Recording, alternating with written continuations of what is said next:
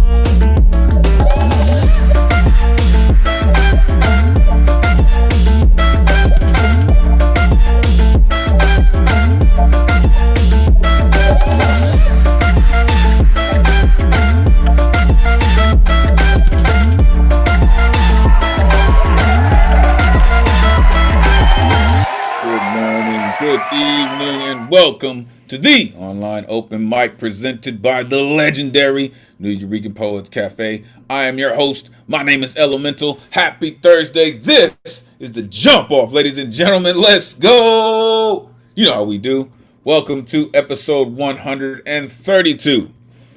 We've been doing this for a minute, y'all. We're going to keep on doing it every Thursday, 8 p.m. Eastern, 5 p.m. Pacific, streaming live on YouTube. If you're watching and you would like to join us in the Zoom, the number's on your screen, 860-4964-4756. Jump in, join the greatest community in the world. Want to know why I say that? Trust and believe we're going to show you this evening. We do this week after week thanks to some dedicated folks who pay these bills. So we'd like to thank the New York City Department of Cultural Affairs, Bloomberg Philanthropies, the Howard Gilman Foundation, and New York State Council on the Arts for hosting these free online events. You can add your energy to the mix with a tax-deductible donation by going to nuyorican.org/donate. Every amount counts and is very much appreciated. Make sure you are plugging in with the dopest tech team in the Zoomverse, Matthew Model King. Make sure you plug in with Matthew. He's all kinds of incredible, plus one half of an incredible duo of entertainers, poets, and hosts. Also, my man on the ones and twos, Kid Kuzma himself, Brian Lee in the building. Appreciate you for all that you do, man, for real. And, of course, the one and only Ron Mark Thompson, a.k.a. RMT. You're not down with RMT by now, damn it. You should be all the way up into BX. Make sure you show Ron love. This is where you can find me, Elemen2al.com. Take out the T, put in the number 2, Elemen2al.com. So many things going on, all right? Tonight's theme, solar flare, rise of the light, right? This is really about in your darkest hour when things look the worst, right? One thing you can count on is the sun's going to come up, right? And the rise of that light just kind of makes everything just different, right? But also it's about coming into your existence of knowing, right? and using your higher brain functions to do some amazing things. So that's what we're going to be looking at today. If your artwork is not on theme, that is still totally cool, because we are still looking forward to all of your incredible genius. Next week's theme, which will be right at the 4th of July, so we'll do some firecracker lines, right? Explosive thoughts, right? This is really just about, what is it? What is it about these firecrackers? What, right? What is it? Are they emulating warfare, like gunshots, like you know? Some firecracker lines. Bring some explosive stuff next week, and we're gonna do some amazing things. Trust and believe. Here's a look at what we're gonna be working on in July. It's a transition, right? So we're gonna be moving through some spaces, doing some things, and end the month with something tasty. All right. So let's get to the rules so we can get to the artistry this evening. Artists, turn your cameras on. We are trying to simulate a live open mic stage as much as possible. Plus, we love to see all the beautiful exuberance that goes into your artistic performance. Have your artwork ready. We do have a full list this evening, so make sure that you have it ready to rock when you are called. Also, you have 4 minutes to rock, plus a 30-second grace period, all right? When you come up to the mic, you will see a timer, and that timer will start to count down, all right? See it, boom, just popped up on you. As you see this counting down, right, you should be getting ready to wrap up your poem. Once it gets down to 0, you will hear this sound. Then you will have 30 seconds to wrap it up, all right? This is also about respecting each other, respecting the community, respecting everyone's time, all right? So keep it right, keep it tight, and we'll get through it, all right? We have reached a time of night where the sensitive ears should be just out of earshot. Because listen, we're about to do this thing with the words. And there are some explicit lyricists around these parts. But the founders of our cafe were major proponents on the freedom of speech, and we will make sure it maintains in the vein of everything we do. Therefore, there is no censorship, other than any hate speech or any ism that people may use to manipulate, which will not be tolerated. Trust, you will get the boot straight up out of here, for real. Thou hast been warned.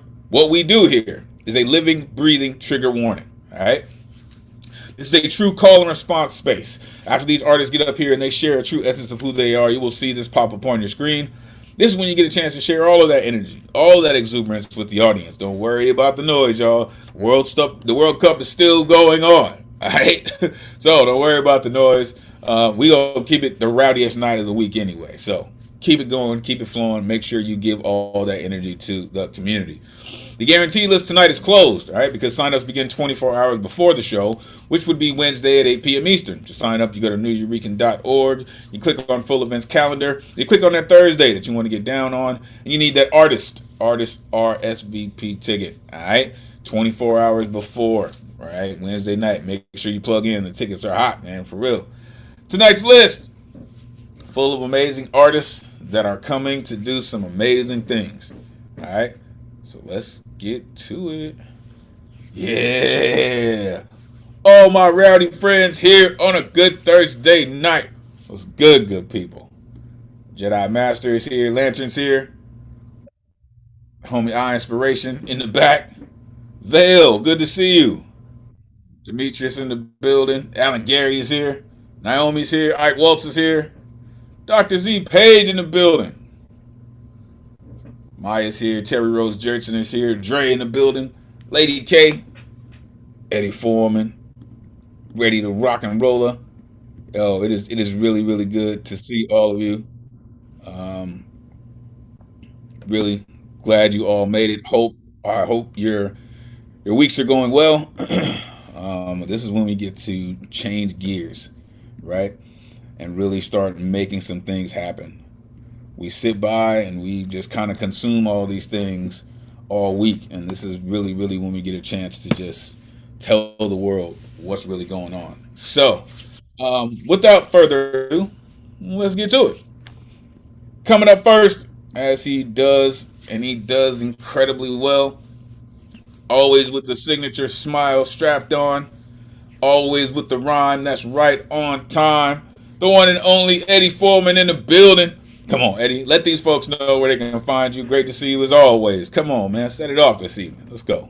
Heck yeah, I love the spirit. Thank you, my brother, like no other words like thunder. And never thank you for pushing on through. And remember, we love you, Brian, Rama Thompson, and Matthew King too. Woo! Hello, everyone. My name is Ed Potential. It's been fantastic. Please, the time you could join my rhyme, Fox. So, I've got two pieces, so I take too much time. My first piece is called Unchewable.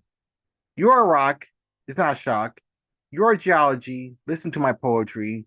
You're a diamond. You're a legend. You're a garnet. You're a rocket. You're a centrine. You're a serene. You're a marble. You're a gentle. You're a jade. You're a aid. You're a ruby. You're a groovy. You're a turquoise. You are a voice. You're an onyx. You are a phoenix.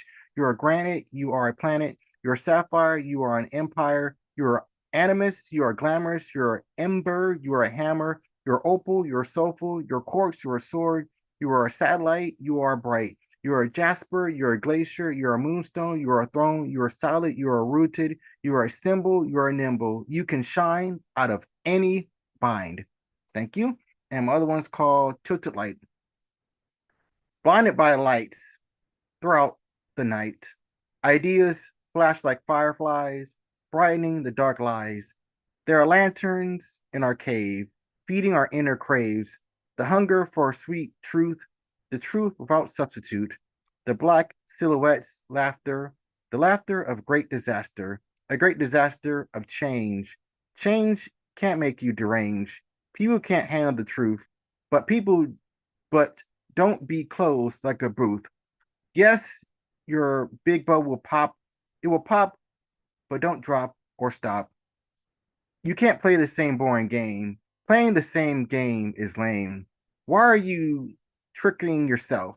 Like you, I simply love myself. Use knowledge for your system to improve your kingdom. People always want to wear shades, shades to hide their blades and spades. I understand life can get a bit scary, scary, hairy, or tart as a cherry. A different ray of radiant insight. The insight can be a great flashlight. Hope you're not too uncomfortable. It'll be unreasonably unforgettable. Why not be a mystical eclipse? Drink it all between your dry lips. Everyone has a yin and yang. It's okay to be a little strange. Virtue will help you on your way to play for a new day. Thank you. Yeah, man, I told you, always with something positive, always with that rhyme. Unmute yourself, give it up for Yeah. Poetastic. Thank you. Oh, I'm sorry, Mike. Thank Oh, you. nice, man. Woo. More. It's okay to be a little strange. Ain't it though? Ain't it though? Ain't it though? I love the volley you did in this poem, Eddie. Really, how you mentioned the stone, and then you mentioned something that's very tangible on the other side. I really, really love how you're connecting those things for people in their brain, right? Giving them new synapses to build these bridges between these nerve endings. It's really great, man. Really, really dug how you put that together. You mentioned your geology. Listen to my poetry. Um, Truth without substitute. The great disaster of change, sir. That's just that line is amazing, man. For real. Think about expanding on just that. For real. Why are you tricking yourself? Listen, it's easy, easy for people to get caught up in their own madness. For real. Thank you, Eddie, for doing what you do, man. Great way to start us off, as always. The Czarship is underway, folks. Let's keep it going. Coming up next, this gentleman, love when he comes through. He's got the radio ready voice. He's got the writing. He's got the style, man. All that's left is for him to give us all the work. He does it and he writes it in a way that sticks to your bones, a la Mr. Chicken Soup himself. The one and only Alan Gary in the building. Come on, let these folks know where they can find you. Great to see you as always. Please take it away. Thank you, Elemen2al. Friends, you can follow me on my Alan Gary Facebook page. Rise of the Light, our beautiful theme this evening. I share with you two pieces. The first is of eternal love, and the second of everyday wonderful miracles.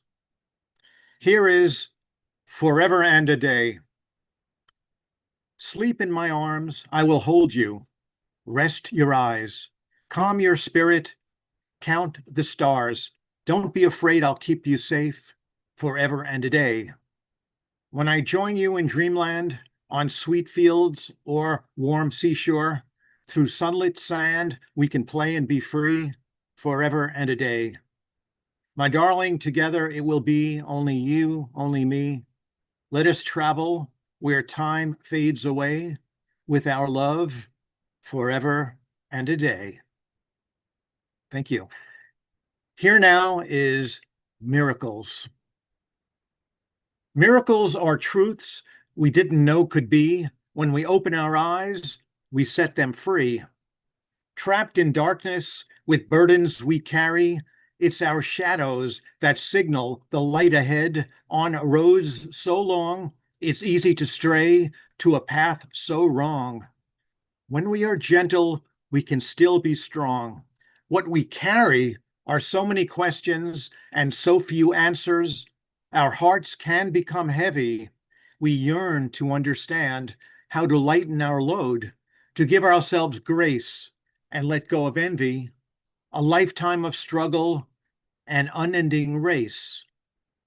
But each time we find a piece of our puzzle, a human connection, it feels like we've risen to an even higher pinnacle.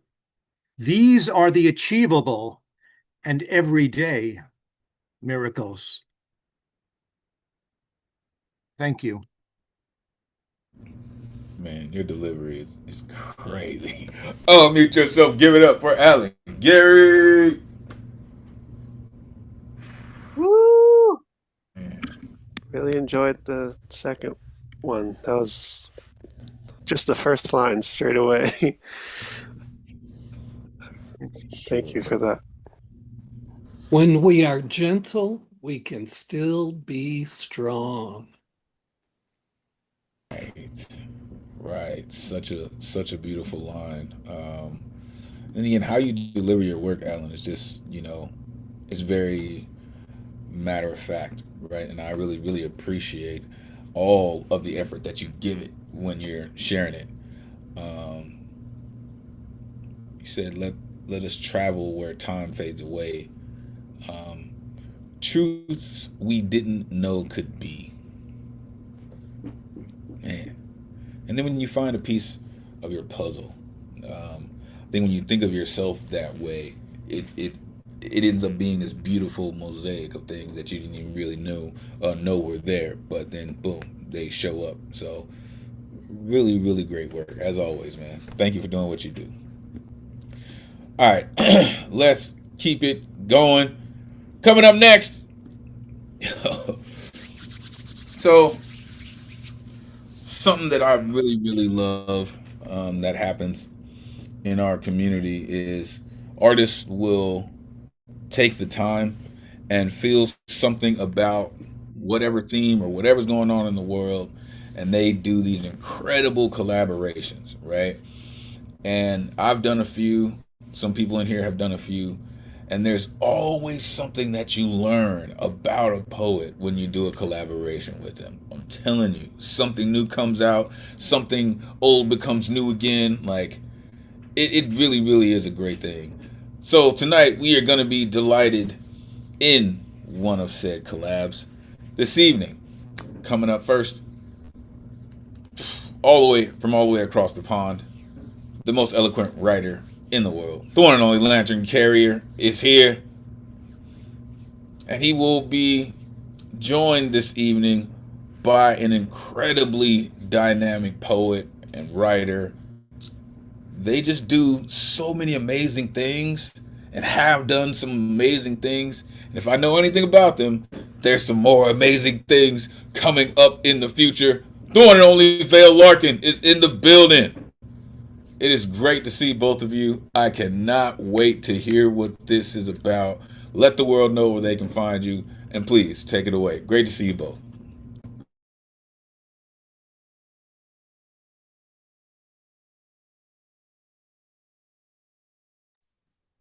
There we go. Hi. Did you get Lantern? Yeah, are you ready? I am all ready. Great. So we shall start.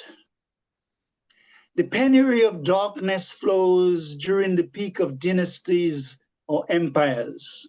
The dark cycle of Kali Yuga roams free, suppressing the light, enveloping the heart with the pitch of darkness. Kali Yuga is seething lava like cinder breath and the cries of children shaking its teeth.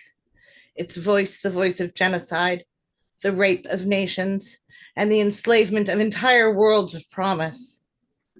Complacency, aridity, and disenchantment becomes norm, while power, ego, avarice, and control dances in a transient supremacy of their own making, inflicting pain and suffering to enable lifestyles of opulence for the elite, while some laugh to assuage the guilt within.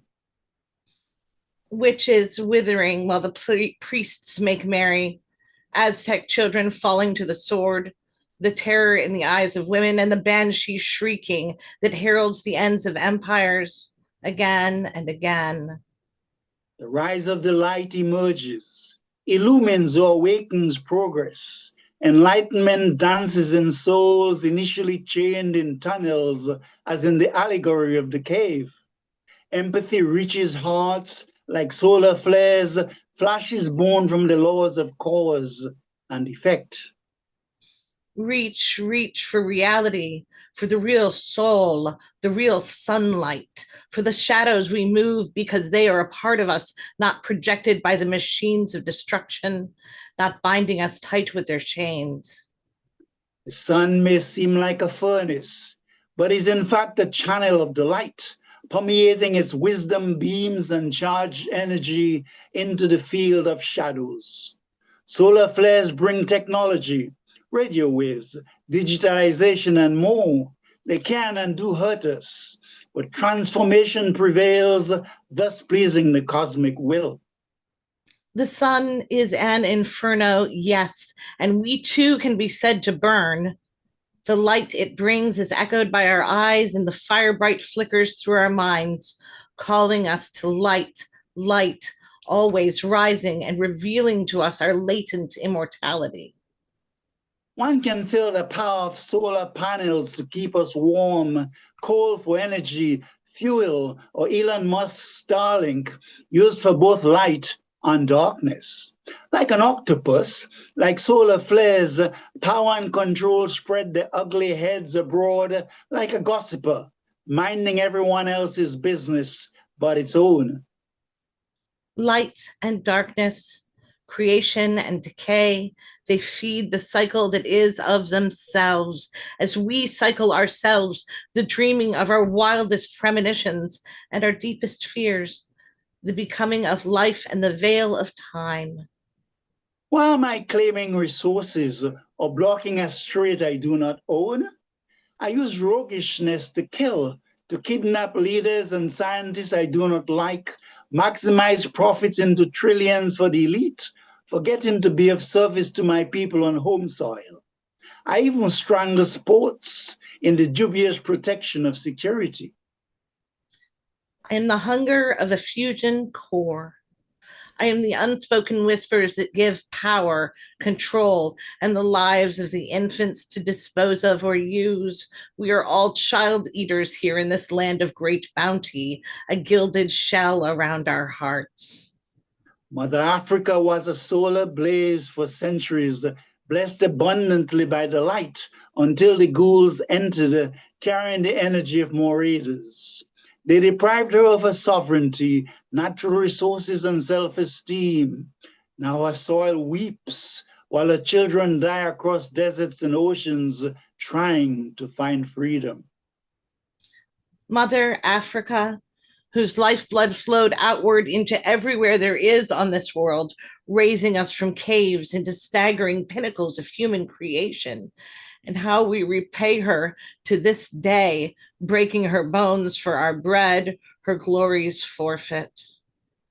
There is something sacred in the light, a sudden uprising, a shift in globalization and the emergence of BRICS, a shift in the way money and banks are manipulated through sanctions. Through all this we breathe as the light rises, using its rays as beacons, lifting our hearts to the promise of better tomorrows. The brightness of the living light, abundant growth, the spark of being Oshun has granted us, Gaia in her majesty, and Pele laying the very ground beneath our feet. We are born upward on this gyre of the light. Growth moves in a spiral, steady in the arms of the master alchemist, challenging the old order, using the cosmos to remind us that love does the necessary and never fails. Africa answers her call undauntingly, marching forwards towards freedom. Australasia, the Americas, Europe and Asia move slowly towards the lustrous dawn. We rise in the light. We are reaching even as the ground falls. We are making our way skyward where angels wait. We unmake our bonds like they are made of paper, burning the pieces to power our flight. Light rises, more powerful than the glowing morn, a pure white flame burning, healing our hearts with its luster, erasing our garbage of timidity and fear. Casting her spells on Tierra Madre, she shimmers her brilliance, her hot body kissing the crest of Gaia's beauty. Cresting that wave, particle, that quantum unraveling, carried beyond all the boundaries we've built ourselves, caught up and carried away in the brilliance. Oh, light, my illumining light, my sweet fire, my light, burn my house down. Douse me in the carousel of your lantern carriers and take me home to laugh. This has been a collab by the most illustrious and charming Vayl and the humble lantern carrier. Thank you, guys. Thank you, everyone. Thank you, humans, my poet family. Gracias. Amazing, amazing, amazing. Unmute yourself. Give it up for Lantern Carrier and Vayl. Larkin. Incredible. I feel like that was a theater performance. Whoop, whoop, whoop, whoop. That was powerful. Very powerful. Well, I really liked how you both seem to be kind of on the same wavelength, you know. We hear collabs where, you know, there's kind of a division between point of view or focus or sense of space, but you both seem to be like really on the same wavelength in this poem. And, you know, this poem, Care, it just shows so much caring about us humans, which is, of course, you know, very curative and uplifting. So, you know, in lush lines too. I always just kind of sit back and get pleasured by these things. People get involved with this instigator of light, lantern carrier. What did Vayl, was that line? We are born upward on this gyre of light. Certainly were by that poem. For sure. Again, just the way you use language and what you choose to put together. It really is genius work. And kind of like what Jedi Master was saying, you're both like on this comet racing through this universe, right? You're not these twin comets that are just like, yo, this is what we're doing. It's like, no, we're riding the same comet to get to the same place to ensure that everyone sees and knows how beautiful things like this can truly be. There's some really incredible lines here. We too can be said to burn, Vayl said. Lantern said, like a gossiper minding everyone else's business but their own. These roguishness to kill. Vayl said, hunger of a fusion core. We are all child eaters. Like, damn. Okay. Breaking her bones for our bread. Lantern said, a shifting globalization. Money manipulated through sanctions. Love that. Vayl said, the brightness of living light. Lantern called the omnipotent, the ultimate alchemist, right? Last line, Vayl said, "Quantum unraveling." Like, yo, that's just word work, and I appreciate y'all for putting it in and taking the time to craft that poem the way you did. Amazing work as always. Thank you. All right, let's keep it going. Coming up next, yo, last week this artist came through with this incredible poem using music as a metaphor. Amazing work. And now I've just gotten used to this artist coming through and just doing amazing things. So, kind of feel like the little kid in The Incredibles. He rolls up on the little big wheel. They're like, well, what are you looking at? I don't know. Something incredible, I guess. Something amazing, I guess. That's what I get from this artist. Everyone, Naomi's in the building. Let these folks know where they can find you. It's great to see you as always. Please, take it away. Okay. I'm Naomi Grace. I'm on Instagram as Grace Griot. I do have some poems up there, so you can always find some stuff there. And today I have 2 poems. Okay, first one is called You Hate to See It. My neighbors are hoping I don't exist. I walk by every day, but maybe I'll cease and desist. When their sun is outside, I try to be neighborly because cold and distant isn't my nature, just my conditioning. The kid still smiles real somehow. His parents give out a scoop of that all-American scabble, sprinkle on a determinedly happy New England hello, confessing how relieved they are to have a new fence. I'm wondering in what way exactly my life is at stake, and my family doesn't really seem to care. They've been searching my soul for a career-oriented person, a real serious person, They're hoping I'll scrounge around in my dirty laundry, looking for the ill-fitting pants I used to put on to make them proud. The one thing my mom wants is for me to be excited about the future. So I try to give her everything else. As little, I built dams in the stream by our home, one handful of pebbles at a time. I give her a few of those and tell her I'm satisfied. I was not actually a boy or a girl. I was just a dreamer. I'm due to wake up soon. If I'm going to be waking up, I'm going to wake up with trial and error etched into my bones. I'm going to wake up with a big blue ribbon in my hair, black ink on my back, crimson in my lungs, and precious little purple pleats down my legs. And this is man in the moon, man on the moon. If man ever come down from the moon, that'd be the day. Man in the moon says his tears would taste sweeter if someone else cried them.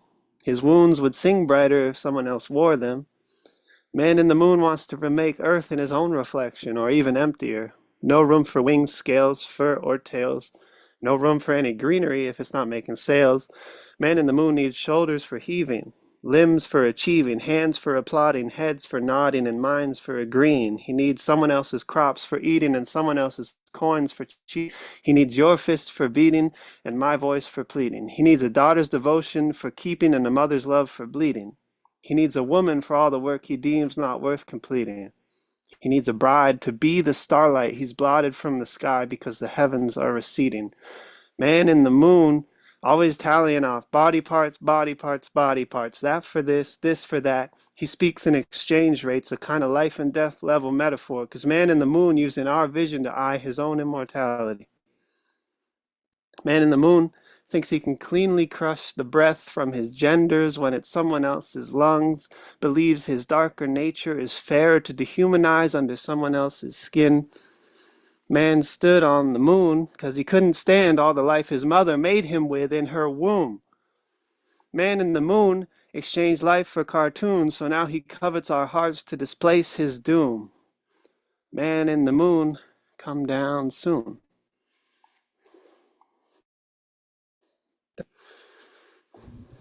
Yeah. Okay. That's how you take a trip to the stars, man. I love it. Unmute yourself. Give it up for Naomi. Woo! That was amazing. Thank you. I had fun with that. The first poem, I was really intrigued with the first part of it, where you were describing the effect you have on other people. It's really kind of interesting and complicated interpersonal perspective. It's this thing about the me I see, you see of me kind of thing. And that's inherently poetic, but it's not easy to inhabit that viewpoint and get it down on paper. So I think that's just an achievement in itself.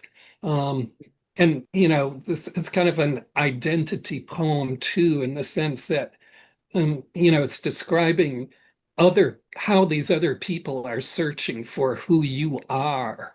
That's just really kind of interesting take on the whole thing of self-awareness. And I like the second poem too, because it's just this big, huge allegory. Thank you, Paul.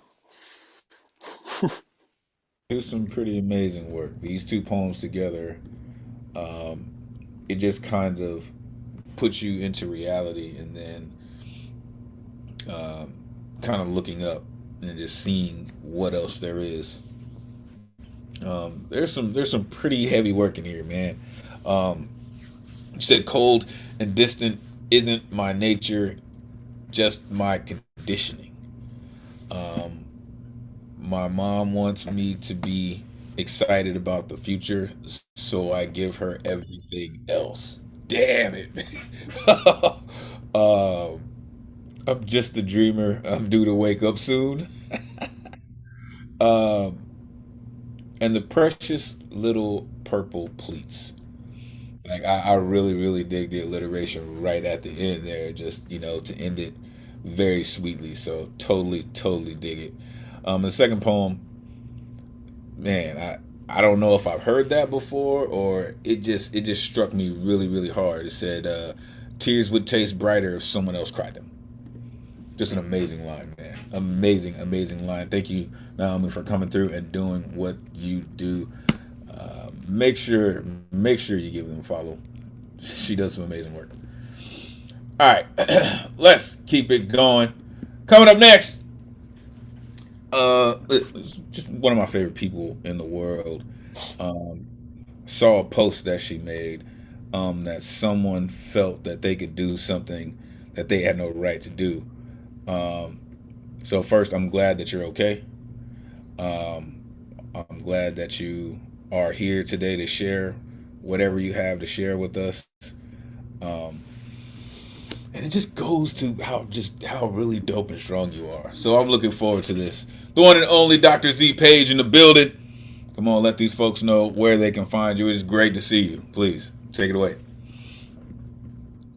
Cross. Why did I walk down that road? The chicken lives there. There are other streets. I know there are. Ones that don't lead to a police station with a description of an assailant. Too many times I choose wrong. One left, one right, 1 minute earlier, later, one outfit less provocative, and I might not have met him. He's taller than me, maybe 6'3". Why did I not hear him? He clucked some compliments I ignored. He had the fragile confidence of a man less attractive than he was. I thought he'd never been turned away. Another night on another avenue, I may have gone home with him.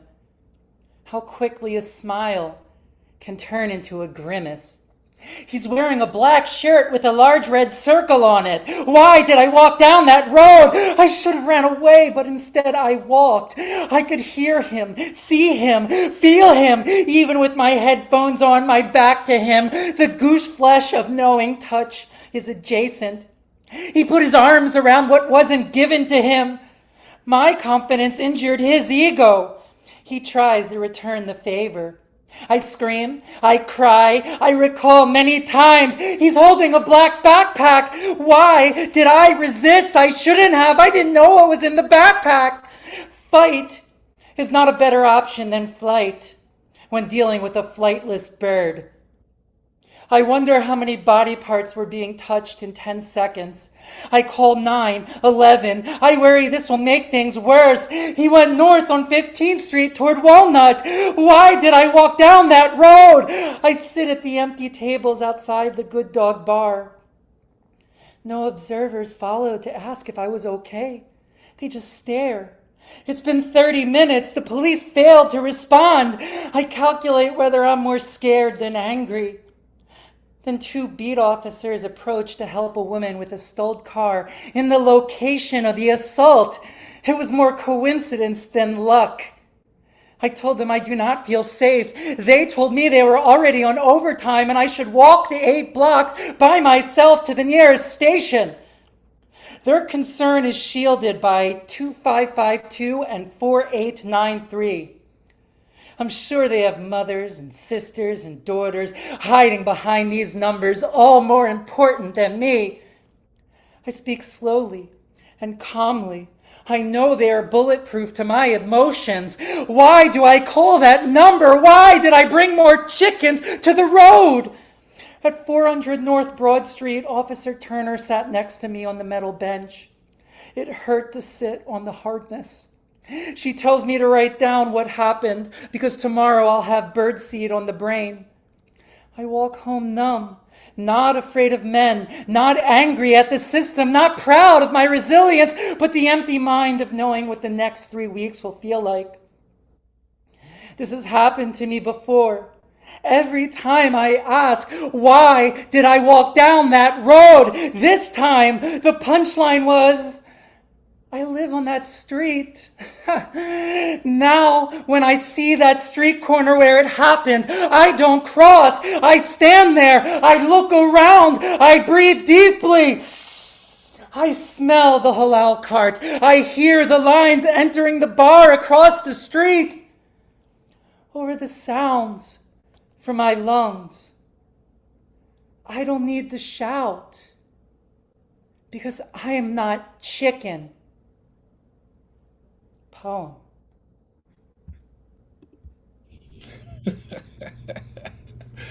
Oh my gosh, I love poets. I'm telling you. Unmute yourself. Give it up for Dr. Z. Paige.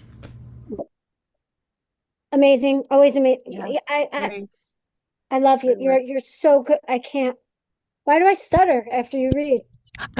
Every single time. I appreciate you. Thank you. Thank you. So good.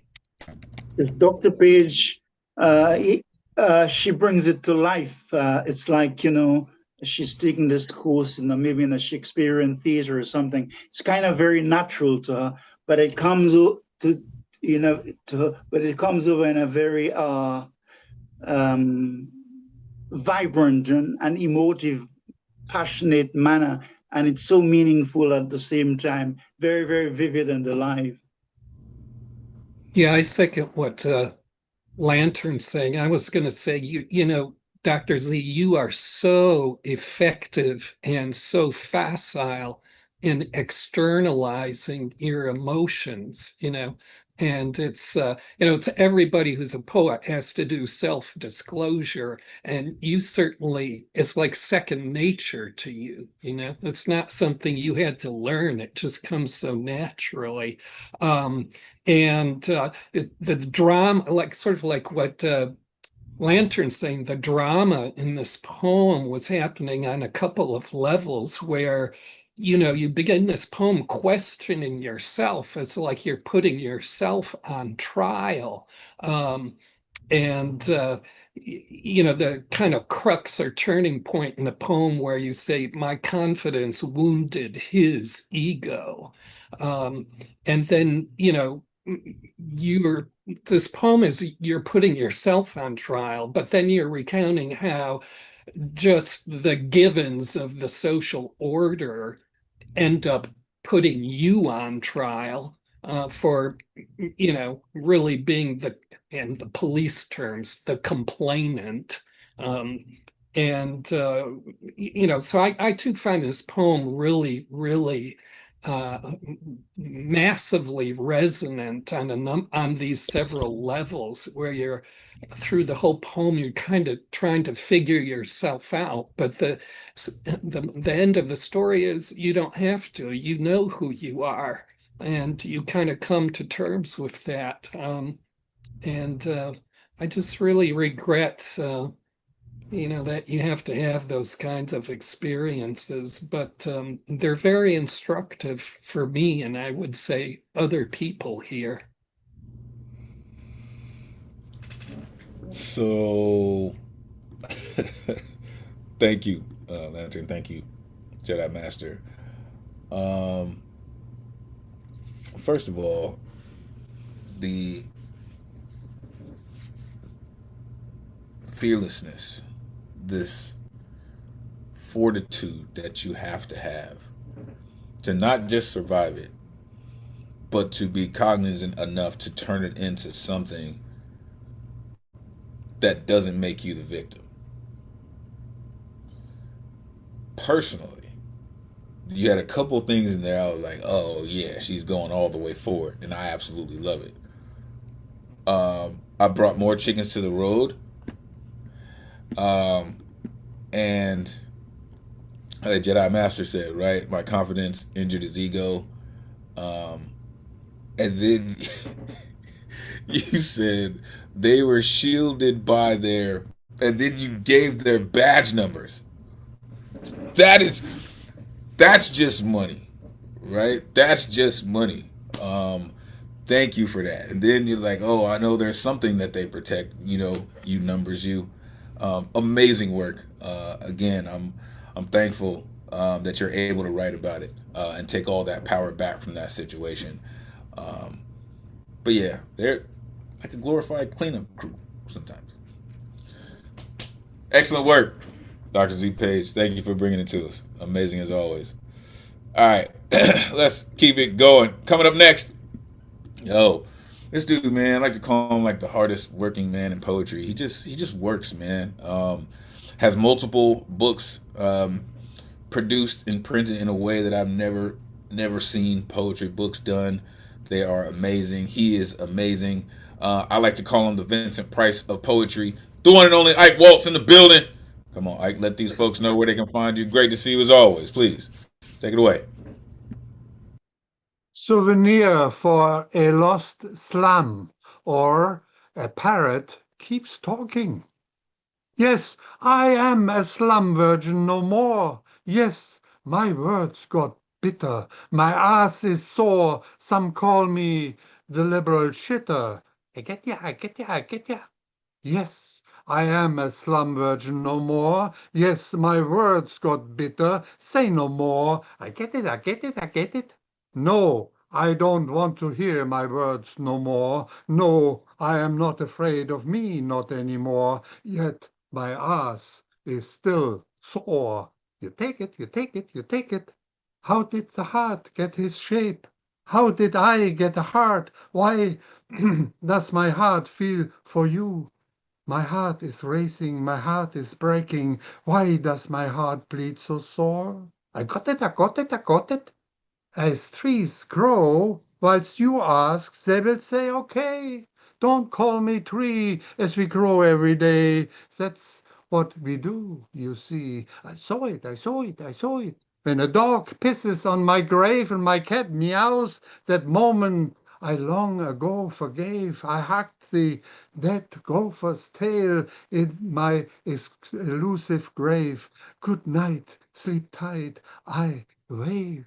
Hit it, I hit it, I hit it. I go where girls drink beer out of bottles and boys suck their fishy thumb. Reflections float on the wintry lake and ducks chatter a language I can't understand. We mean it, we mean it, we mean it. Every glory throws a long shadow after visiting the rough places hiding in my tired brain. She taught me, she taught me, she taught me. The chainsaw cuts the virgin morning into slices of agony. Why does the reporter stand in water up to his neck? Anyway, he reports the level of high water, forever wet. Is this the carnival of the idiots? It's a promise, it's a promise, it's a promise. Life is a complicated heartbeat. I became suspicious of the silence and the infinite knowledge of my future AI device. I kiss my stupidity called advice. No more, no more, no more. The more I move my ass and let gas, the less I stink inside. I'd rather pass. Hello, hello, hello. All colors pump blood, all blood is red. Side effects and leftovers you will relish in the United Church of Broken Souls. Ich denke und so bin ich, I think and so I am. Wenn jeder eine Absicht hat und nur das Gegenteil stimmt. If everybody had an intention and only the antithesis is correct. So I swing my words like a baseball bat. I like to swing the game I don't get. When I look at you, I feel the spin, but you don't feel the same like me. The base may be loaded or stolen.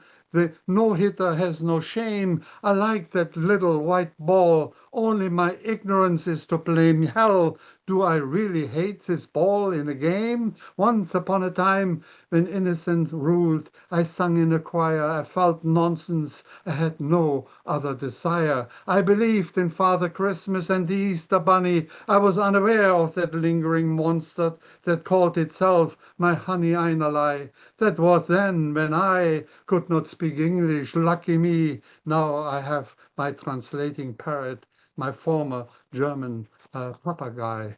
I get ya, I get it, you take it, I got it, I saw it, I hear it, I mean it, we mean it. She told me it's promise, no more. Hello, hello, say my head, my brainless American parrot, papagei. Thank you. He brought a parrot to a gunfight. Come on. Unmute yourself. Give it up for Ike Waltz. Wow. All right. Wonderful. That was magic. That was magic. Good stuff. Yeah, I don't think I've heard a theme like that before. Kind of like a poem about the struggle to be who we are and kind of hang on to it. Getting you put all these labels on yourself too. The liberal shitter. How did my heart get this shape? I swing my words like a baseball bat. That's what I aspire to. I might have to come over and take some batting practice with you, Ike. I was really loving this poem, and like I said, I just don't think I've heard this kind of poem before. Just sort of the struggle to sort out, where you are, where's your identity on the compass, and how it's complicated by being multilingual. Really beautiful. For sure. The language flips in there too. Like you really did. You just like flowed into it so effortless, right? I agree with Jedi Master. I've never heard a poem from this premise, but I love this chime in. I get it. I take it. You take it. Like I really love that.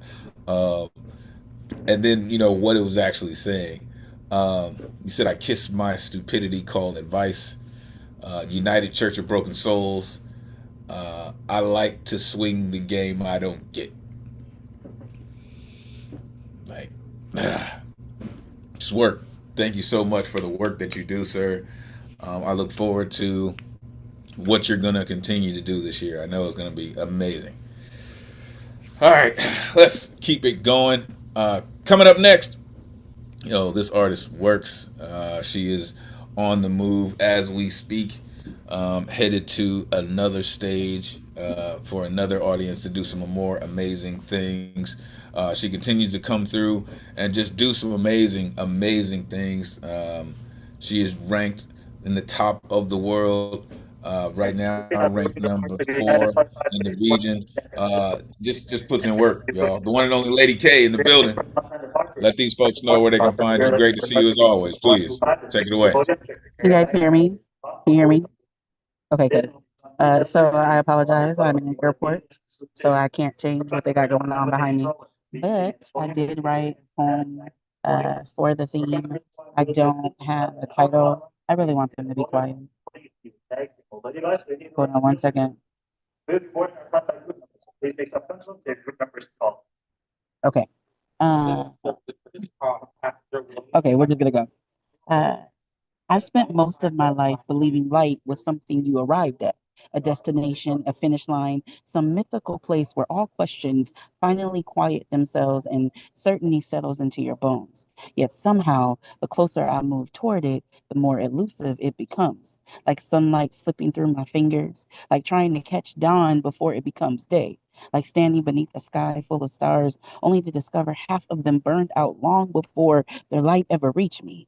Maybe that's the thing nobody tells you about light. It travels, sometimes for years, for lifetimes, sometimes arriving long after the source itself is gone.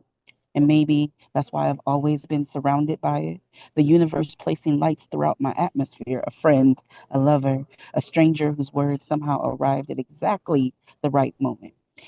Entire galaxies hidden inside brief encounters, people who showed up carrying answers to questions I hadn't figured out how even to ask yet. People who illuminated corners of myself I didn't know existed, who held mirrors where I saw beauty before I saw flaws, potential before limitation, possibility before fear. Some taught me how to be softer. Others taught me how to survive. A few taught me how to stop apologizing for taking up space. And every single one of them left fingerprints on the woman I'm still becoming, the rise of the light. Maybe that's what it really is, not finding brightness, but being shaped by it again and again and again, because healing isn't some dramatic sunrise. It's smaller than that, more stubborn. It's the moment someone believes in you before you've learned how to believe in yourself. It's hearing your name spoken with reverence when you've only ever used it to criticize yourself. It's discovering the things you thought made you difficult to love were never obstacles at all, just coordinates, leading the right people to your door. But if I'm honest, the older I get, the less fascinated I am by the light itself. More fascinated I am by its departure, because no one prepares you for the grief of being transformed by something you cannot keep. No one talks about how growth sometimes sounds exactly like goodbye, how the universe keeps expecting gratitude for lessons wrapped in departures, as if enlightenment doesn't occasionally break your heart, as if understanding makes losing any easier. I understand seasons, purpose. I understand that people are not possessions, that some stars were only ever passing through my sky, that some lights arrive only long enough to illuminate the next few steps, just enough for me to see where my foot belongs before disappearing into the distance. I understand all of it. I just don't always like it, because there are lights I would have chosen differently, lights I would have kept, conversations I wasn't finished having, laughter I wasn't finished hearing, versions of love I wasn't ready to release. There are lights I still find myself reaching for in rooms that no longer occupy. Still looking for traces of their warmth, still thanking them for the illumination while quietly mourning their absence. Maybe my own light has always felt elusive, not because it isn't there, but because I've spent so much time looking outward for what was growing inward, failing to realize that every light placed within my atmosphere left something behind, a spark, a lesson, a reflection, a fragment. Maybe every person who ever loved me left behind more than light. They left their heat, enough warmth to keep another version of me alive through winters they would never witness, until eventually all those borrowed illuminations, all that borrowed warmth began gathering beneath my skin, becoming their own constellation. Maybe the rise of light was never about finding it. Maybe it was about realizing I've been carrying pieces of it all along. Every friend, love, loss, every star that crossed my sky and changed me, still shining, still warming me even now. And though I wish some of them I got to keep, perhaps the greatest gift they ever gave me wasn't simply teaching me how to find the light, it was teaching me how to become someone else's sunrise.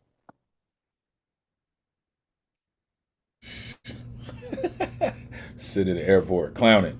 Oh, mute yourself. Give it up for LadyK. That's what should be over the intercom in the airport, not the flight departure information. It was really pissing me off.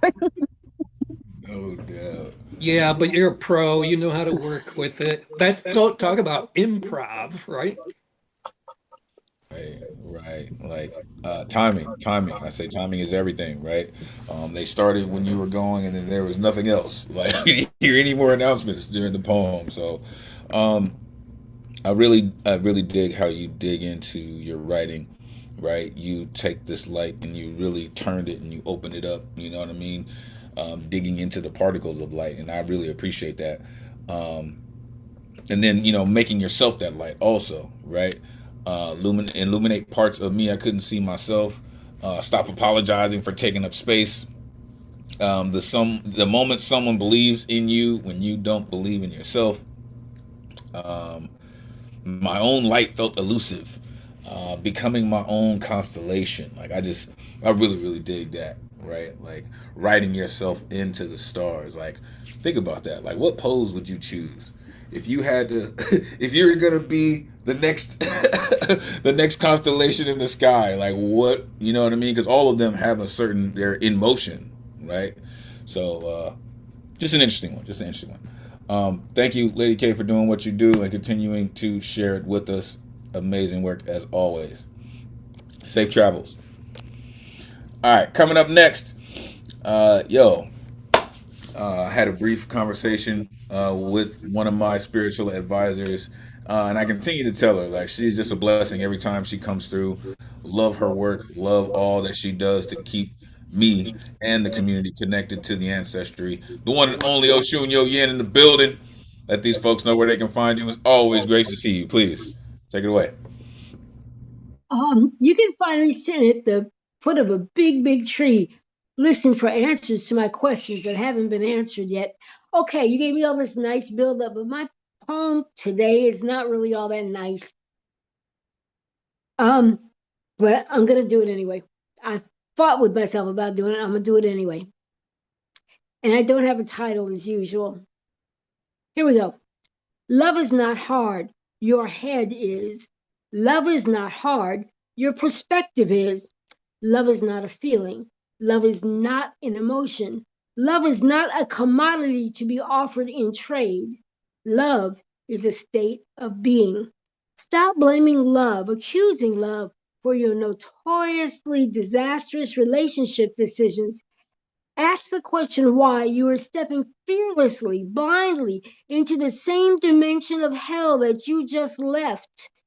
You deny your true blue turquoise nature, embracing fear like a life preserver, turning your relationships, all of them, parent, child, husband, wife, mother, daughter, father, son, boss, employee, spiritual teacher, devotee, so-called friends and family, into a war zone of tit for tat, win or lose, defiance, compliance, or submission.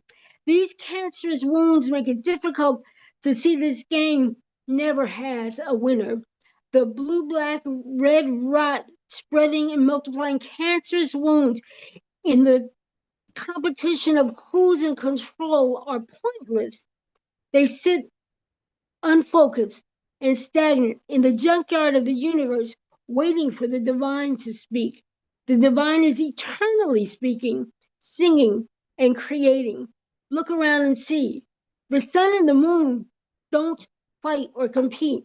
They complement each other, inspire each other, radiating the divine energy together, a daily message to your soul. Make it part of your essential existence.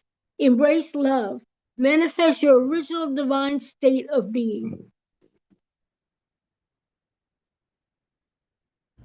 Told y'all, she just does it. Yeah, for real. Unmute yourself. Give it up for Osunyoyin. I absolutely love that poem. Thank you so much. So brilliant. So much stuff that I'm just feeling right now. It strikes a chord with me. Thanks. Thank you. Thank you. Yeah, a game with no winner.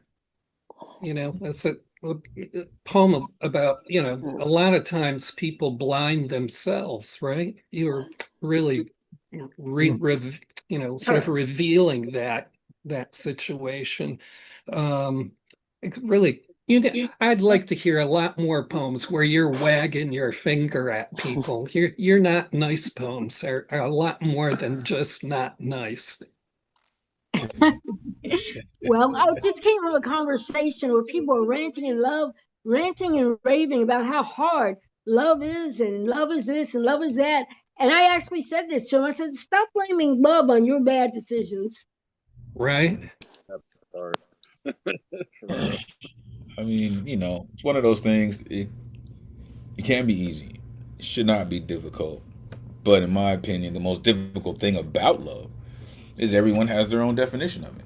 Everyone has their own love language, and sometimes yours doesn't align with theirs, and you don't speak the same language, and then your translation doesn't work. But the act itself of love, easy, right? And like she said, love is not hard. Your head is. I love that. I love that. Love is not a commodity to be offered in trade. The divine is eternally speaking. A daily message to your soul. Like, I really love just kind of having that nourishment every day. That's just an amazing sentiment. Thank you, Priestess, for doing what you do and continuing to share it with us. All right, one more, and we will go to halftime. Coming up next, this gentleman, he just does some amazing things, man. Peace to the God for all the knowledge, wisdom, and understanding they share with us. I tell people, right, it's an experience anytime that you hear this gentleman get down. I always look forward to it. He just speaks in a frequency that just touches all of us, for real. The one and only Baba and Ngoma in the building. Let these folks know where they can find you. It's great to see you as always. Please, take it away. Hey. I'm going to try to do 2 poems right quick. There's a new world coming. Everything's gonna be turning over.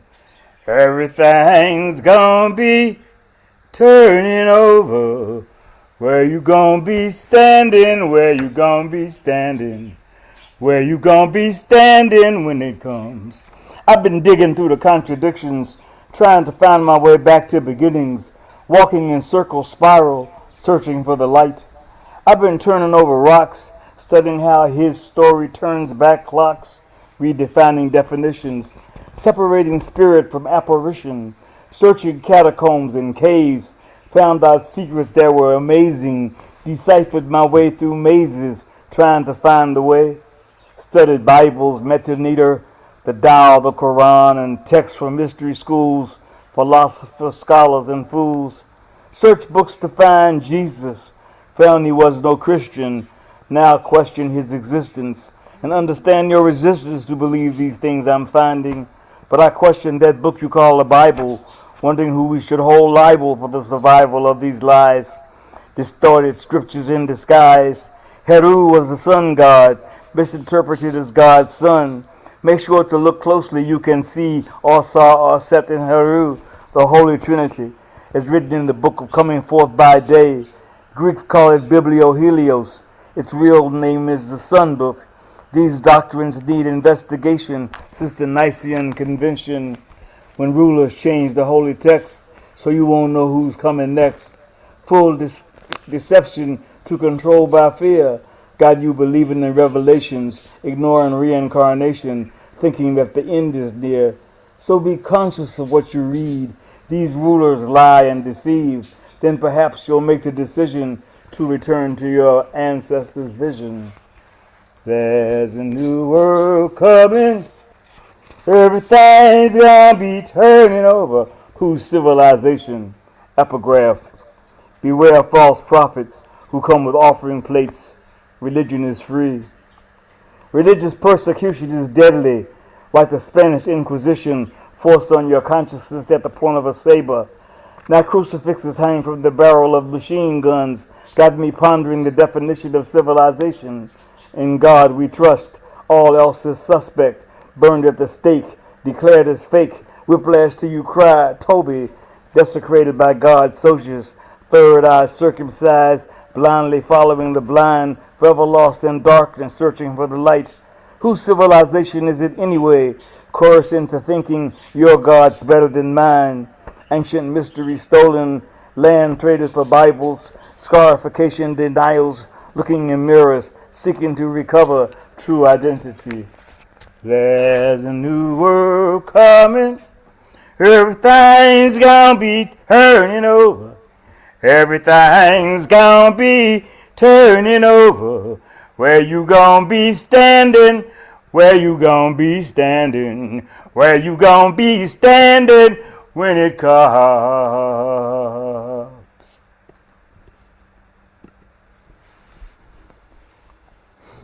Yeah, see, I try to tell y'all that frequency, boy. Unmute yourself, give it up for Baba Ngoma. Baba, that was like a meditation for sure. Had me in the zone, listening and waiting on the next word, brother. Thank you so much. Thank you. Yeah, I always pay close attention to when you're pointing out false prophets.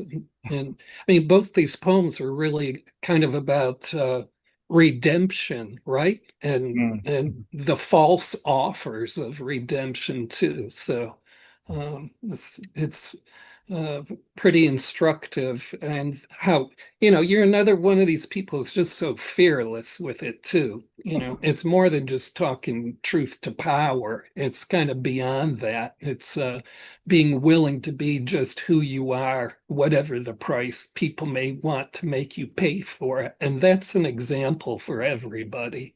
Yeah, I try to pull the covers off bullshit. Baba is very receptive to the soul. He's both voice and melody, and he displays both with a tremendous versatility. Either sound or silence or music, he's kind of adept at all. It's the wise jailer or griot, if you like, of ages, and he's sort of carried it with him for eons.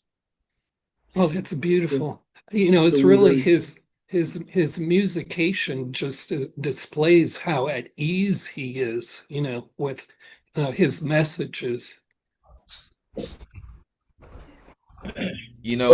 Those two poems in my book, I didn't come here to tap dance. Yo. And don't you start tap dancing either. Listen, make sure y'all get that, right? Because that book is amazing. It is absolutely amazing. I think anytime you start using your voice as the instrument, which is what poems are, but when you start singing into it, it just turns it into something else. And I just really, really appreciate the fact that, you always give us something, right? There's always a lesson. There's always a lesson. And I really, really just dig the lessons that you bring, right? When was the last time someone mentioned the Council of Nicaea, the book of Come Forth by Day? I question that book you call the Bible. Religion is free. My crucifix is barrel of a machine gun. Come on, man. I really appreciate all the work that you do. Your true dedication to what we do and doing it in a way that is uniquely yours. Thank you so very much for doing that and sharing it with us. All right, we have reached halftime, folks. Take about 5 minutes, show you some ads, and we will be back shortly for the second half, which is full of phenomenal artists. So stay tuned. We will be back shortly. All right. Good evening, and thank you for tuning in to the online open mic with the greatest community in the world. Week after week, you keep this flame of artistry burning with a light that transcends time, distance, and borders. Now, welcome to the Halftime Report. I am your correspondent. My name is Elemen2al, bringing you the latest news and upcoming events proudly presented by the legendary Nspiration Poets Cafe. Stay tuned, stay inspired, and as always, keep creating. The Nspiration Bowery Slam, happening every every Monday at the Bowery Poetry Club in New York City, hosted by Luna Rosa and Jay Rose. Winner receives a $20 cash prize and a chance to compete in the final Friday Slam, occurring on the last Friday of the month at the Lower East Side Center at 7 p.m. Hosted by Matthew Marokin and Paul Conqueso. Winners from the New Eurekan Bowery Slam compete against each other for a $100 cash prize and a chance to compete in our annual Grand Slam. Plus, there's the Twilight Hour open mic hosted by La Bruja. Make sure you come through. For more details on the Slam season, including rules, winners, and current year scoreboard, go to neweurekan.org/slam. Our open mics at the Lower East Side and Center are all kinds of incredible.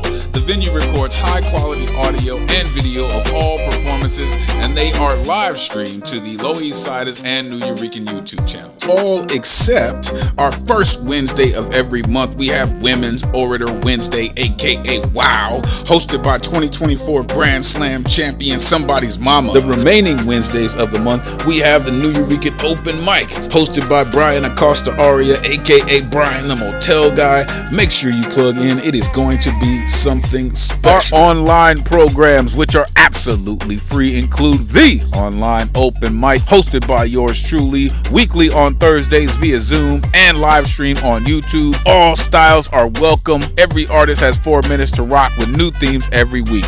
The Slam Workshop, happening on the second Tuesday of every month via Zoom, hosted by the National Youth Poet Laureate Stephanie Pacheco. When you sharpen your craft, you sharpen your performance. Make sure you plug in. There are many other in-person and online events coming up. For info and tickets of all the programming, you can go to neweurekan.org/calendar. Our social media and website and other links, including how to sign up for the mailing list, you go to our Linktree/New Eurekan Poets Cafe. Visit our YouTube channel to catch past live streams of online and Lower East Side Center open mics, beatniks, and special events at Battery Park City, Poetry House, and NJ Pack. The New Eurekan Poets Cafe is a non-profit 501c3 organization based in New York City on the Lower East Side. Ticket sales and grants don't cover all of our programs and operations expenses. So here are ways that you can help support us in our mission to continue with moving poetry forward. Our merchandise, shirts, hats, and tote bags available for purchase at our New Yo table and in-person events, or go to neweurekan.org/merch. Spring and summer collection coming soon. Also, check out and subscribe to our Patreon site. Gain access to video recordings of in-person events not available online for the public. Go to patreon.com/New Eurekan Poets Cafe. We would love to hear from you. If you've attended one of our shows, let us know about your experience. Go to neweurekan.org/survey to complete and submit the form and receive a special gift for your feedback. Special thanks to our tech team, our programs and operations team, all of our hosts, our executive director, and all our sponsors for helping us to continue to move our artwork forward. We appreciate you for all your continued support, helping us to keep the spirit of artistry and inspiration of poetry alive and moving forward through the spirit of our founders. Brought to you by Elemen2al Vision Works, inspiring change through passionate poetry and creative productions. Your energy and passion truly make this community something special. Thank you for all your artistry and your genius. Truly can't thank you enough. We appreciate you. Now, back to the show. Peace.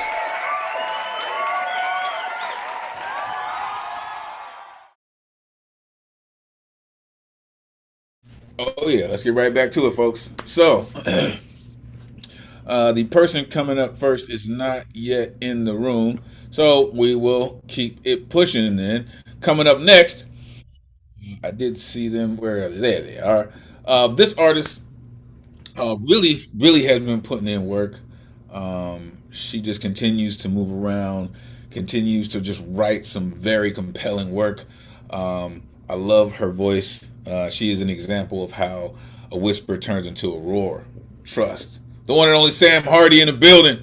Come on, Sam, let these folks know where they can find you. It's great to see you as always. Please, take it away. Hey everyone, I hope everybody's doing great. I'm going to start out with a few new love poems I've written lately. The first one is called Road Trip. We drove for hours without speaking. The GPS kept saying, recalculating, like it knew something about us. Dashboard lights, gas stations at 2 a.m., passing through unknown towns. You singing softly to songs half lost in static, your fingers tapping time against the passenger door. Later, you slept with your head against the window, your breathing soft beneath the hum of the tires, the highway stretching out like something unfinished. Every mile put distance between me and the version of myself I didn't want to be anymore. You always said I could be anything. But at 4 a.m. on this long, dark road, all I really wanted to be was with you. And next poem is called Awe. I watched her breathe, her chest rise and fall. I'm often amazed by her soft eyelashes and how pink her lips are. And now, while she's sleeping, I'm free to look upon her, totally astonished at just how beautiful she is. If she could see me now, just how much I love her, how much in awe I am of her, the adulation I carry in my bones, all for her, she would laugh at me, call me silly, remind me that she's just a girl, nothing special, a servant of Allah. But right now, with her lying there, I know better. And I want to read two that I wrote that were that are trauma-based poetry. The first was called Family Table. You sit there smiling, included, part of the festivities, part of the family table, turkey leg in hand. No one sees it. You, who already left your stain on the family. No one tastes it in the gravy, hears it in the laughter. You pass the potatoes, smile as if you've no monster to hide. You speak of old times as if they belong to both of us, as if we remember them the same way. I fight my body as it tries to be 7 years old again. Fight the fetal position I want to roll myself into. I wonder why I even came here. I want so badly to stab my fork into your face and give you a fraction of the pain you gave me. But I force a smile because silence is still the religion my family practices. In this house, at this table, I will always be the leftovers of your deviance. And then my last one is called Burn, Baby, Burn. I stood there mesmerized by the fire, how it laughed up the front porch like a child might lick their plate. Oddly enough, the porch was the first to go. Bye-bye, swing. Bye-bye, perfectly manicured shrubs. I watched the fire spread to the living room, devour my father's chair. Now no one can sit there. Curtains ablaze. Surely it was at the couch by now, eating mom's new pillows. Whoops, there goes the piano. I thought about the lessons they made me take and smiled. The fire was hungry. I knew hunger. Hungering for attention I never got, only getting the wrong kind of attention, even though I said no. I wondered if they were still sleeping. It's 3 a.m. and I'm mesmerized by the fire. Thank you. Oh, that ending was beautiful for real. Unmute yourself. Give it up for Sam Harty. Wow. That was beautiful, but hard. Yeah. But thank you, Sam. And some of the words, like the things that you carry in your bones, so permanent. It was beautiful. Thank you. I really like your fire poem so much. It's great to hear you gloat. Yeah. It's just the ending. Like it reminds me of the movie, Firestarter, long time ago. And she's just standing outside. You know what I mean? It's just like, oh, it's just burning and the fire's alive. And it's just, that was the image I got from that. So I really dig that. Though the subject matter, I dig it. I dig it. This fire was hungry, he said. As if we remember them the same way. Silence is still the religion my family practices. Like, come on. You said, she would say, I'm just a girl. All right, a servant of Allah. But you said, I know better. And that's kind of goes into kind of what LadyK was saying, when someone sees the value in you before you even see it, or refuse to see it. And I think there's a lot of power there. So thank you, Sam, for sharing that incredible work. Just another amazing set of poems. Please continue to write and come and share it with us. All right. Where did he go? There he is. Coming up next. This gentleman just has a way with words, man. Like, he has ever since I've known him. And he continues to he just comes up with some amazing things, man. A true warrior in every sense. Always look forward to hearing from him. Tonight's no different. The one and only Mattox in the building. I'm going to let these folks know where they can find you. It is great to see you at all, as always. Please, take it away. Hey, good evening, my people. You know, it's no coincidence that the theme that brother puts out, I know he puts it out long enough in advance, but this poem came to me this week. It's titled, The Unexpected Diamond. A pile of coal pressured by layers of racism and bigotry, persisting through generations of hegemony, a foot, a forearm, a knee across the neck, a rope around the throat, a magnifying lens held by a sweaty hand holds a starter pistol to the temple of a thick skull, an ignorant mind void of independent thought. Shades of a dog whistle. Hate is the clarion call. An empty heart beats blanks, disconnected from humanity like a loose screw. A microscope finds a drop of blood. The same red flows through all of us, should make us all family without the must to suffer. Pain is pain.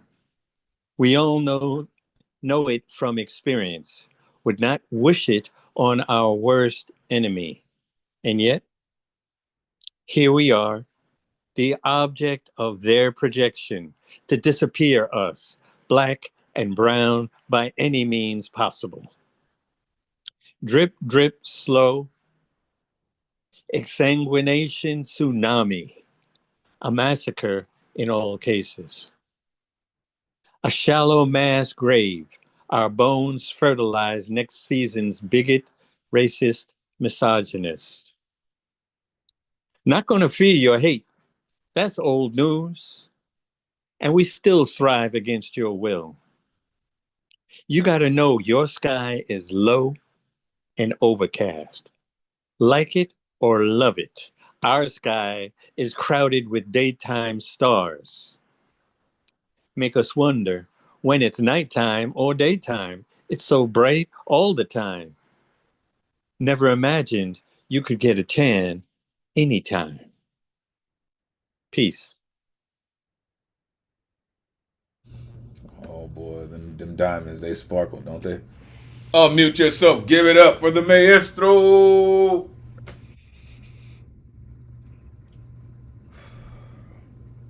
Pain is pain. I love the pressure of poems. I really do, because we can forge them into whatever, right? And this poem is exactly that, right? The unexpected diamond, right? That exsanguination tsunami. Come on, sir. That's that's almost vampiric. I love it. The object of their projection. Hate is the clarion call, right? You mentioned a starter pistol. Man, If that's not a beautiful double entendre for me, man, that just amazing work how you found that in a poem about a diamond. Um, our sky is crowded with daytime stars. Like, sir, please continue to do what you do. I look forward to hearing your work. There is no other mathematics in the world, man, and I just really appreciate when you take the time to put it down and to come and share it with us. Truly. Take care. All right, let's keep it going. Coming up next, yo, this cat works, man. Like, again, every time I hear him, he only continues to get better. He continues to write, man. He continues to put his all into it, all his effort, man. And you can hear that he just continues. He continues to get better every time. The one and only Principe is in the building. Come on, let these folks know where they can find you, man. It is great to see you as always. Come on, let's go. Let me see.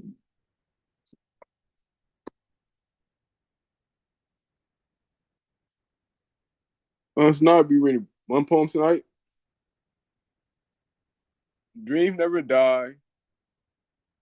They resurface in another timeline. Timeline created before you were born. Standing before millions of fans, reading your books with millions in hand. That is just one in the many. In reality, you align with your children's reality. Putting away bad habits which require the intermatchable, long nights, lonely hours. Putting your dreams in the passenger seat, never letting them become buried bodies. Instead, letting them bloom as flowers do because they deserve to see the sunlight. Thank you. They do indeed deserve to see the sunlight. You see what I'm saying? Unmute yourself. Give it up for Principe. Never let your dream become, what was it, buried? Never let them become buried bodies. Buried. Phew. Wow. Right. Right. Told y'all, man, this dude, he just really works, man. And I really, really appreciate the work that you always put in. You said dreams never die, they resurface on a different timeline. Come on, man. Put the multiverse to work. Putting your dreams in the passenger seat. Man, I've heard it said on the back burner, put it in the closet, you know what I mean? And maybe you may never get back to it. So I really implore all of you to stay on the path that you're passionate about. It really makes a difference, not just for you, but the world to hear what you're passionate about. Appreciate you, Principe, for all that you do, man, and continuing to come and share it with us. All right, coming up next, this incredible artist. She comes to us. She bleeds on the pages. She just gives us all, man. And I just really am thankful that we have members of our community that are just willing to just throw themselves into their work. Whether she is on the path, or she is reading from one of her books, or she is just giving us songs in different languages. She's just amazing. The one and only Winter Rose in the building. Come on, let these folks know where they can find you. It is great to see you as always. Please, take it away. Why, thank you. It's wonderful to see you. It's wonderful to be here. I'm sorry I was late. There's been a lot of just so much going on in my life today. But I'm here and I'm really glad. And I thank you all for being here too. Okay, I'm just going to read and we'll just go from there. Anonymity. I loved you, you fucking idiot. Didn't give a shit for me. Fat-thighed baby diaper filled with naive shit. Asexual sister type. Small, chubby cheeks, and melon breasts don't get teens up. Long legs, long hair, long teeth, long tongues, long lists of who she laid her long torso down for. without using the word. Yes. Short is my time in the show. The sinister life goes on and on and on till it becomes a graciously short-lived train wreck and shallow grave of jeans, training bras, ripped panties, and rocks. Hard life worth of rocks.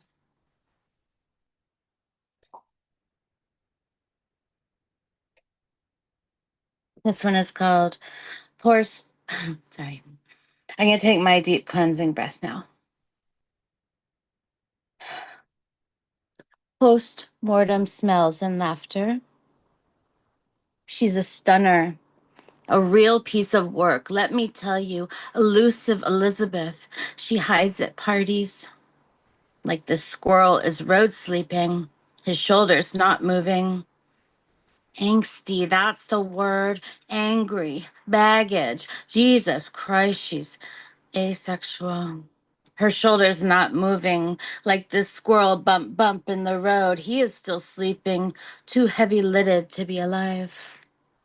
You can touch her now. Go ahead. She's probably already dead. Life is anything too thickly woven for her. Weak, sick, flimsiness in the Amazon would be dead within the week like the squirrel asleep on Route 113. That's 10 for today and 1 for each day of her life since the touching. So the feet go marching up and down, marching to the Buchenwald. So many squirrels, so many women, so young, so taut, so inviting, so taut. They line the passages to these hollow chambers. The queen, I walk first in line. I am their jester. And it's all gas in my nose, not the heady scent of lilac I had expected. This one is called, Hey God. Can you tell I am very alone, small, tired of wondering why things die? Yesterday, driving, a squirrel ran out. He ran so fast. The tire clipped him nonetheless. Spun twice, landed, but not at rest. A spasmodic leg, the half-crushed vertebrae, kicking motions of a ticker tape. I ran out. I ran so fast, God. The dick, it clipped me nonetheless. Fell prone at least twice, prone, but not at rest. An oligarchical peg leg, the half-crushed uteri, unwanted gyration like a waving flag. So I guess I am just wondering why. And I thank you.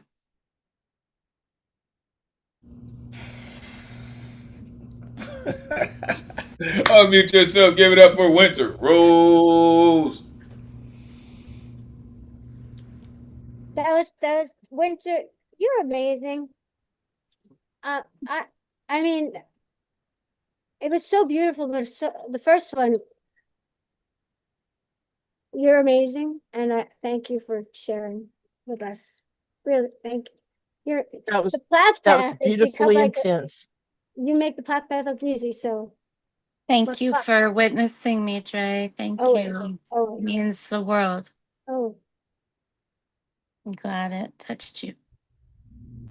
Yeah, I'm always into how bleak your poems can be, and in such few words. But you know, again, you're just this fearless poet, and it's like, I don't know what goes on beneath the surface. We hear it in your poems, but somehow you keep going and you keep your head up and you keep putting one foot in front of the other. I mean, all three of these poems are kind of about the randomness of fate, and it has a kind of bleak, it reminds me of the tone of Russian novels. They start out bad and then they just get worse and worse and worse. I don't know, sometimes I think it has to do with how much sunshine somebody gets in a year. I I'm grew up, taking that as a full compliment, Paul. oh, it totally is.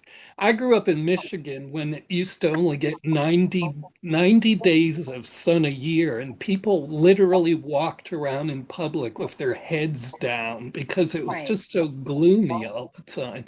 But I'm with Dre. You create such powerful moods in your poems. Thank you. Well, I'm having a very hard time with roadkill this time of year. So, and I often compare myself as a survivor of sexual trauma to roadkill. It makes sense to me in my head. So that's why I brought this trio, because I just can't stand it, and I can't stand all the carcasses in the road, and they just affect me really deeply just when I don't know how any of us are supposed to watch that. Yeah, every time I see it, whatever, a dog, a squirrel, a deer, I find myself trying to ignore it, and you can't, because when you're trying to ignore it, it's just more obvious, and Right. Yeah. and it's how do you not be sensitive to that? Well, that one line really stuck out to me in the second poem, like the squirrel is road sleeping. Right. Right. Too heavy lidded to be alive. For Yeah. sure. For sure. Thank you. Listen, when you work like this, I feel like it's almost like if you've ever watched a scary movie, right? And there's times in the movie where only thing that you can hear is like the person walking on the grass, right? And that's the kind of tone that your poems kind of texturally put me in the mind of. Is all you hear is you walking in this grass of this poem, right? And I think that just speaks to how well you're able to create this energy, create this realm, and then take your audience on this ride with you. It really is amazing work. Taking death and turning it into life. You know, it just really is pretty crazy. Yeah, you said life is anything too thickly woven for her. I am their jester with the scent of gas in my nose. Um, Tired of wondering why things die. I love a good Dear God poem. It's just something about it. Something about it. Like, where do you start? Like, I didn't think that you would pick up, God. I didn't know you were there. Amazing, amazing work, Winter. Thank you. Thank you for doing what you do and continuing to share it with us. All right, let's keep it going. Coming up next, yo, please tell me, I don't believe so, but is this your first time rocking with us? I didn't think so. I didn't think so. I didn't think so. I was like, wait a minute now. Wait a minute. Okay. So, it has been a while. It's So been thank- probably about like a year since I've been here, so it's been a while, yeah. Well, hey, I hope that you have been doing amazing things in this world. You found a way to turn air into gasoline, into electricity. Just doing the amazing things that people and poets and human beings do. It is really good to see you. Thank you for making it back. Let the world know where they can find you, and it's all yours. Take it away. Alrighty. My life is threatened by my own existence. I'm lucky people don't always clock me for queer, but my time might be running out. These days, I dress more femme to pass as straight since my long nails aren't a dead giveaway, leaving me for dead. I had an undercut once and will never go back because it was like a rainbow flag shaved into the side of my head. My friend told me my septum ring signals my queerness, so I flip it into my nose to protect myself from slurs screamed at me while I walk down the street. I walked down the street with my wife, and we were yelled to go drink bleach and die. This is the first time I experienced such hatred, and it made me feel like my life was at stake. Now sometimes I find myself hiding my hands in my pockets instead of holding hers. I used to joke about sharing a pastry bag with my partner being okay because we shared the same bed, and now I hesitate to do so because I might not get a laugh but get a coffee thrown on me by the barista. I don't let my trans friends walk alone. I've seen too many news articles about them being killed in the streets for me to risk my loved ones losing their lives when there's something I can do to protect them. My existence is threatened by my own fear of my loved ones dying because the world isn't safe for them anymore. The world isn't safe for me anymore. If they die, my world would shatter. If I die, their world would be bleaker. And with the government the way it is, any crimes against us would just be excused and pardoned, given for the sake of just because. For those who don't live in fear, I want it to be clear to see me and my friends, we don't have that luxury. Today could be our end.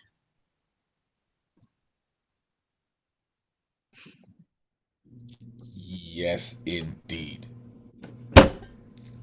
Whew, I love it. I absolutely unmute yourself. Give it up for Rebekah. I thought it was great, and you said shit that needs to be said and needs to be heard as many times as it needs to be said and heard. And Thanks. poets are so dope that they say it like so that people actually fucking listen. So thank you for coming. Come back. For sure. But I'm Yeah, sorry. thanks. I'm sorry for that. Thanks for being here and speaking up to that so openly and forcefully. It's just things have gone so far backward in the last 10 years. I just can't stand it. It makes me kind of blow up inside every day I encounter these things. And I think your poem was very poignant too, because you get into these things like you're voicing having thoughts of self-doubt and all those kind of emotional repercussions from having to exist in this environment of social hostility. And it reminds me of what people talk about, people who have to live in a socially hostile environment. It's like over time you become weathered, right? And that becomes part of your psychological and emotional makeup and comportment. It affects how you behave because, it's like if it rained every day of the year, you'd always be in a raincoat. Well, if you're in an environment full of sexualized hostility, you're in a kind of emotional raincoat the whole time. And God, we got to get to some place where that just isn't so anymore. I was like, if you don't, if you don't like what someone's doing, just shut the fuck up. You don't gotta you don't gotta sit there and yell across the street, absurdities of ignorance. You know what I mean? It's like, just keep the shit to yourself, man. Yeah, it's pointless. for sure. Unfortunately, people have been taught the opposite. I want to tell them that all the time. So I have like a whole menu of one-liners to throw at people, I bet And you do, think bro. and that's that's what you do. You end up, arming yourself, and nobody should have to do that. But it's like if you want to survive, that's what you got to do. Yeah, sucks. Absolutely. Yeah. And if you want to thrive, you do what you do, Rebekah. Regardless, just your expression, you're not surviving. You're not making it from one day to the next. You are stringing them all out. And no, it doesn't even sound like you become callous with the expectation of more pain. Pain is pain, like I said before, and we all got it. Some kind of way, it should be the starting point that makes us family, as opposed to, mine is harsher than yours, or I've bled and all you got is a bruise, and fuck the comparison. We're in this together. Person is death. For sure. See, that's the issue, right? I love that people are different, right? But if something interstellar comes, we're all just one race of being, right? We all have the same genetic makeup. But we're supposed to live in a country where your freedom is allowed everywhere. The problem with that is privilege provokes people who can't stand what they don't understand, or they refuse to understand it, right? So what? You walked around with the side of your head shaved and it looked like a rainbow. So what? You're walking down the street holding your wife's hand. What if I told you I don't like that you wear your pants that way? And I'm gonna throw rocks at you. You know what I mean? Like, what if I don't like that you live on the corner? I'm gonna throw rocks at your house. Like, it's to me, it's wasted energy, right? Instead of showing how much you appreciate someone and recognize them for being alive, you would much rather show them that you don't appreciate who they are. Come on, that's not your place. That's no one's place. So, hiding my hands in my pocket and not reaching for hers, the world isn't safe for me anymore. Um, the slurs screamed at me, like that's just amazing to me. But it's reality. Again, that goes back to the privilege. People think that they can say whatever they want. Between the First and Second Amendment, they can just shoot whatever they want to at you, and you just become a target. Not okay. But it's the way that we live, and do your best to protect yourself. Make sure they know that it's no slouches. Great work. Thank you for sharing it with us. Hope to see you again soon. All right. We have 3 artists left on the guaranteed and 3 on the good luck round. All right. Again, seatbelts, folks. Make sure your seatbelts are properly fastened, hands and feet inside the cars at all time. Coming up next, this artist, she just puts in work. Again, I like to say, you can load something spectacular into a chamber and spin it, and get whichever chamber comes out, it's just gonna be explosive. It's gonna be powerful because she just does some amazing things with her work, and I look forward to hearing her all the time. The one and only Dre in the building. Come on, let these folks know where they can find you. Great to see you as always. Please take it away. Thank you, Elemental. Your intros are the best part of my week, but I don't know where you can find me because I don't know where I is. Okay, so the prompt, I stayed with it. Solar flares, rise of the light. There is always one blinding, sublime last half second before a life is shattered. Everyone remembers the taste of the during, the motion of the after. What they forget is the disguised, calmly silent moment before. Disaster does not require invitation. It slips in behind my innocent face. I never resembled tragedy. I spent my life mistaken for trust that the world won't break you and break inside you. Who lit the match that taught my gasoline to understand what it is? What is most cruel is if you had met me then in your before, you'd have thought me fragile and bird-boned, disarming, yet I am the last mouthful of air you held before resigning to the tragedy you already swim in. I am the breath taken, do you remember? Before the last scream. I am the answered phone before you should sit down. I am the sigh before we should talk. I am the green light you dance through before the drunken automobile cuts in. I am the last music you will ever hear. Once you find me, the solar flare has already escaped the sun, riding its electromagnetic violence, and we are 8 minutes too late. My spine is sunlight moving too fast to stop for guilt or care for forgiveness. And yet somehow they're surprised to be burned alive each time they confuse my sighs for mercy.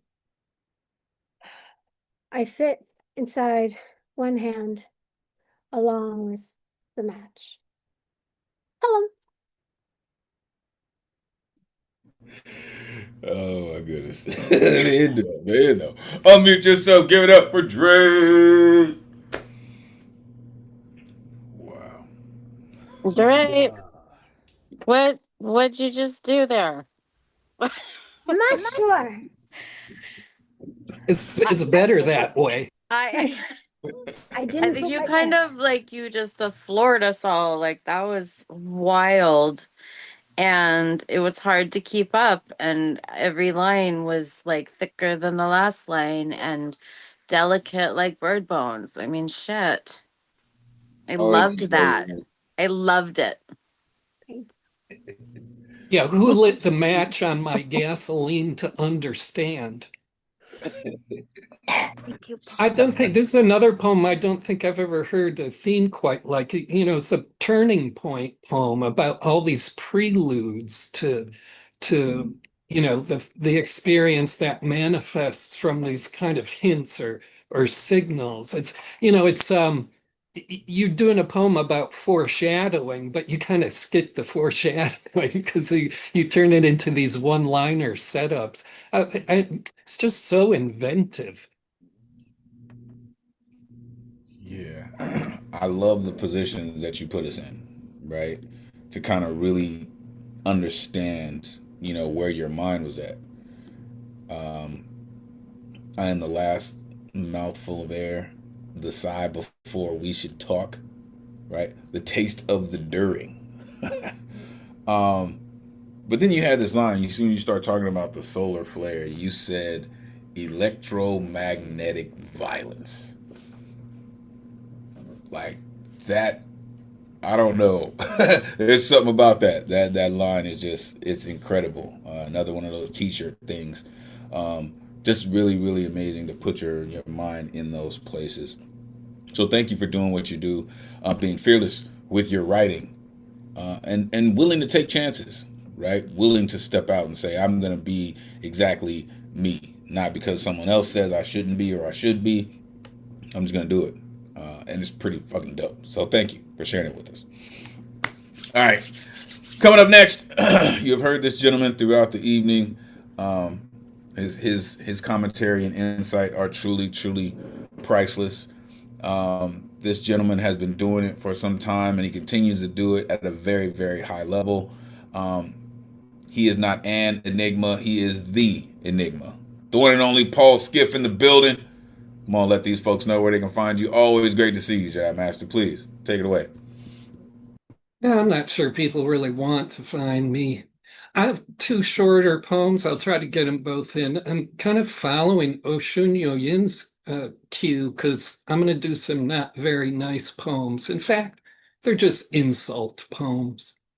Go castrate yourself again. Hope no one causes you to reflect upon your struggle to display proficiency in good manners. The pathological idiosyncrasies that mimic the effect of happiness are entirely dependent on your bedroom slippers. Go flash your wife in public as evidence of your prowess. Your smile is a grimy banner hoisted by services rendered to you by the objects you own.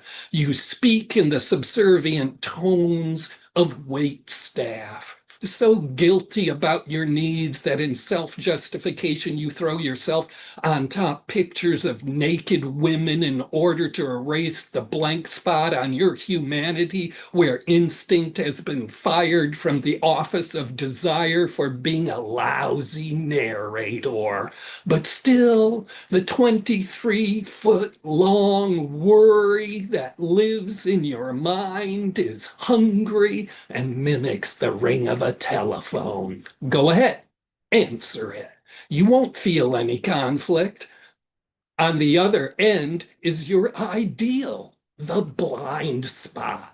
All of your ideas are beautiful Greek statues lined up on the principle of threatless clarity so you can be satisfied with yourself. Your simple, cloudless explanation for the world, though false and unreal, is obvious and fulfilling, even though you spend too much time going over the guidelines to its incoherency. The wine is your favorite posture, makes possible that you express feelings of mastery over the lucidity towards that unfair, annoying, chaotic threat that faces you the world. Nothing could upset you more than a demonstration of reality. Feel superior? Arouse your sense of power. Are you going to assert yourself? Let us praise the liberating activity of your nonsense, since all your inner conflicts come from playing house. Your mother owns your grooming habits. Your father owns your pissing skills. And you are so eager to participate in their campaign of miracle deliveries, you have become ill and overpowered by the need to be right. Bend over, virgin. Close your eyes. You are about to be deflowered again by the ambition to become more than you are. And in the ferocious epilepsy of a wasted spirit, give up ever being delivered from yourself.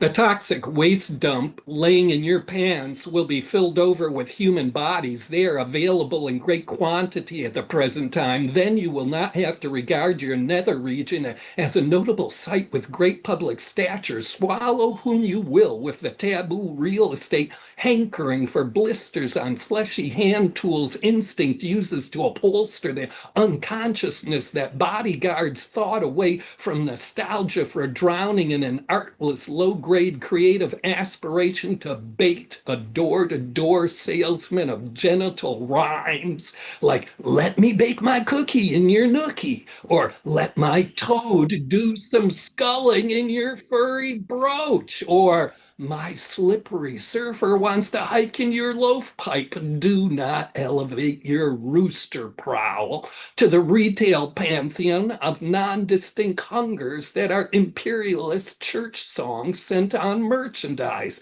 Close up, you gaping dump of underdeveloped charm. Your talent for being an embarrassment is not today's status symbol. We want genetic mutation, atmospheric decay, or at least give us some profoundly crude, artless, blustering schlock. He said schlock. This dude for real. Unmute yourself, give it up for Paul Skiff. No, he said everything, not just. Tell us how you really feel, Paul. Right, Tell us right, how you right. really feel. Oh no, he always holds Hey. back. Yo, what? You said everything. I could die now, so. He just said, "Oh, I gotta vent tonight. I gotta vent tonight." Yo, He's like, he took the whole 30 seconds and everything, man. He's like, Too nice. Not too oh, nice. I love you, Paul. Oh, my goodness. the one and only. What the? Good job. I really, really, really just dig when you do stuff like this. Because you really show people how to follow through, right? I think like early on when I started writing, like I just got part of the way down the street and then turned at the corner. But you just remind me you have to go to the end of the block, right? Like don't stop short. Don't sell yourself short. Don't sell your words short. Go all the way to the end of the block. That's where you're going. And there's gold there. It really is. You make it to the end of the block, man, for real. Because you started with "go castrate yourself again." As if once wasn't enough. Right? Go flash your wife in public. Speak in the subservient terms of wait staff. What? What? Your mother owns your grooming habits.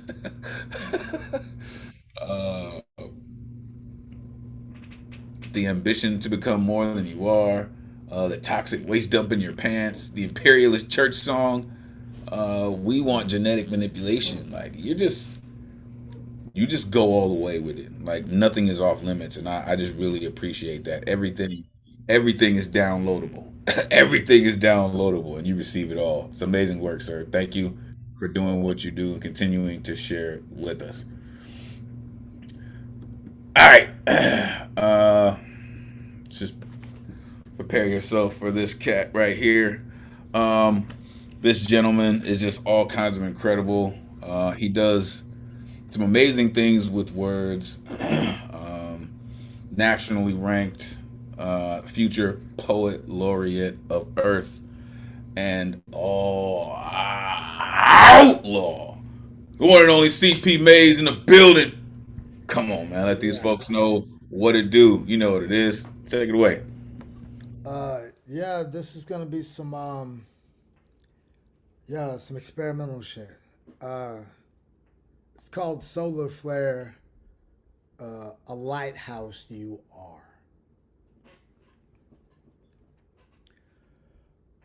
A lighthouse solar flare you are. When I can feel my heartbeat beating the beauty senselessly from my throat, I either write, fuck, or fight like my dying light depends on it. All my flaws are the absentee, empty stranger that should be spooning with you in our bed, and I am so sorry for that. I really am. I really am a dismantled machine gun, darling. I really am a star crisscross, crisscross of a lonely childlike love is this veteran supernova love language I've learned to speak to fluently. We are the forever reckless wild youth, truth standing on one leg, balancing middle fingers like fuck you failure, stop sign, sleeping pills can't even knock out my can I be as close to you as my nightmares are with me. The light bulbs in my brain's lighthouse needs to be replaced, just like my trust me's, I hopes I won't always pop these prescription pills just simply to stay alive. Don't mind me. I'm just watching the stars collide.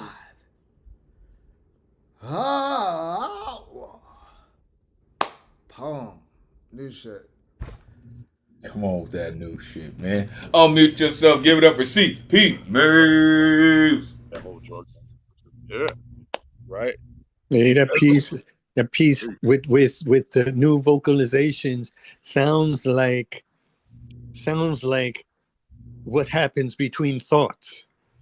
You know, this gap, it's white noise, and it gets to the next thought, and it's treacherous. It's treacherous during that particular gap, because you don't know where you're going to come out.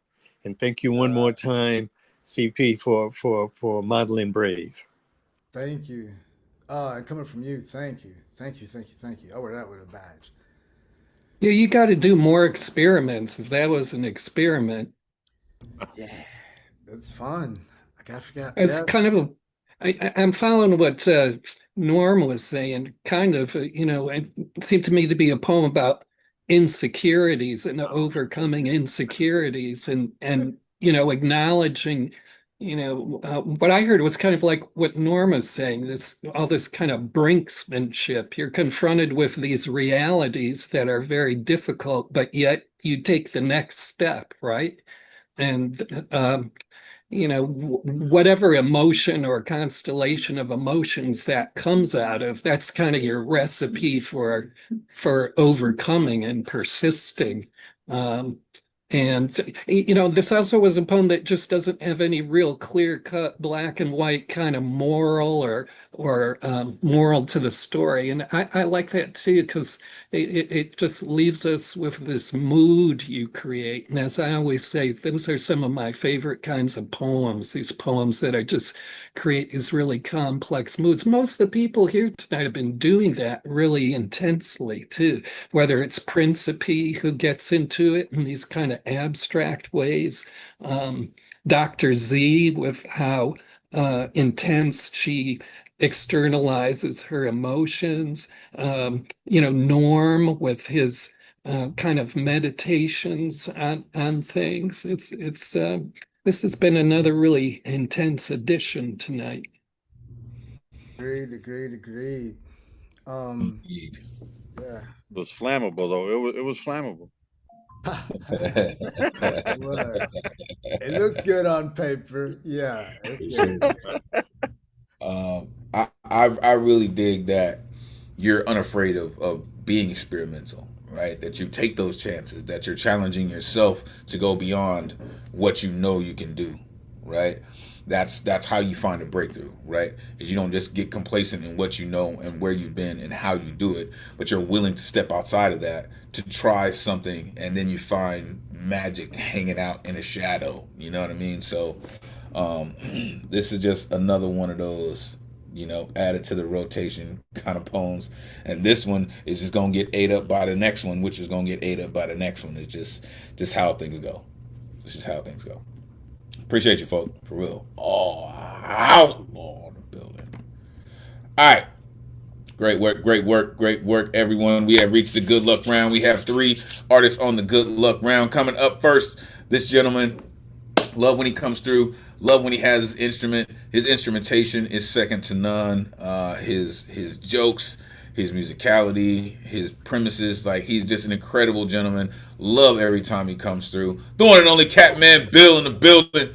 Come on, Catman. Let these folks know where they can find you. Great to see you as always. Please take it away. Thank you, Will. Well, I'm on YouTube, and I'm also on Substack at billcats.com. And I would love for all of you guys to sign up so that I would get past 400 subscribers. And there's no paywall, and you can delete at any time. So please do. You would tickle me the next day if I saw that. Anyway, I'm going to perform the song that I just wrote a few days ago. I haven't written anything all year. I'm not that ambitious with music these days, although I have my songs. But this came to me at 12 midnight. Before I say that, I just want to say that today's Supreme Court distresses me so much. It has put into jeopardy up to 1 million Haitians and Syrians to be deported. They are, for all intent and purposes, Americans, and this is going to happen. And I'm questioning my lifelong anti-gun lobbying, and I almost want to arm myself with the most potent weapons to fight these fascist pigs that are going to be deporting these people. Anyways, I better do my song. Song is called Algae.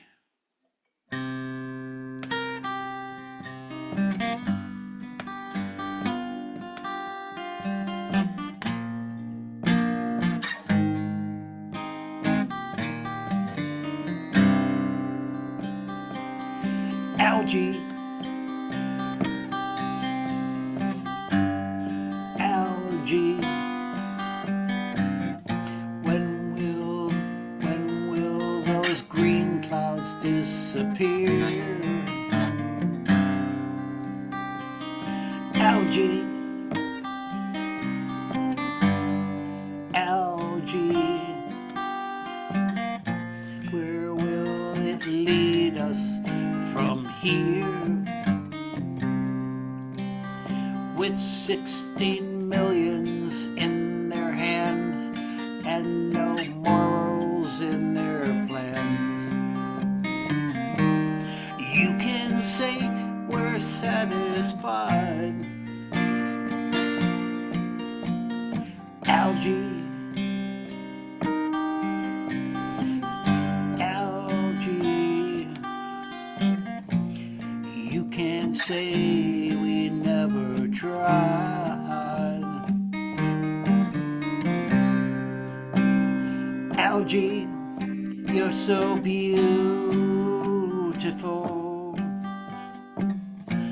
but ain't it time we said goodbye?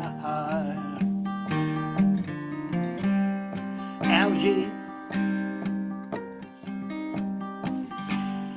I still love you. Remember all those nights we cried with green scum you have done to you. Hydroperoxide won't do. Let me whisper in your ear. Algae, algae, when will it lead us to here? Thank you. I'm way over time. Oh, I'm telling you, I love creative people for real. Unmute yourself. Give it up for Catman Bill. I think I can hear Mick Jagger laughing. Well, you know, I hope so because I'm actually going into the studio, professional studio on Monday to record this and to put it on Spotify, and anything out there. And I would love the Stones to caution me about. Oh, I'm going to give them credit, of course, for it. But boy, if they ever said, "Mr. Katz, you're doing something here," that would catapult me, and I would love them, and they wouldn't restrict me. They would like the version. Thank you. Yeah, the only reason they'd come after you is if the thing started to sell like 40 million copies, then they'd want a piece of it, or they'd sue you for you know, copyright on the melody or something. But I say more power to you. But you know, this is not for profit. And by the way, Keith Richards is my state resident. He lives in Connecticut here, and he's still alive. Oh, he's still alive. He's 84 years old. They're just doing a new album. No. God Keith, damn. are you kidding, Keith? They would. I'd love to say. I'd love to open for them. Hell yeah. Right? Thank you. I love the fact that you're going in to continue with your passion of music and getting into the digital realm, right? Because it is kind of a scary space. It really is. There's so many different options. There's so many ways to deliver your work to millions of people who are listening in a very different way now, right? Like you can't. I mean, you can, but like every car that I've driven recently has no type of insertable playing device. You know what I mean? Like there's no tape players, there's no CDs, there's none of that anymore. There are USB connectors. So if you want people to take your music on the go, you have to get them where they're on the go and how they consume their media. So really great, really great. I'm looking forward to it. So let us know when it's done, so I can definitely go and check it out. All right, coming up next, we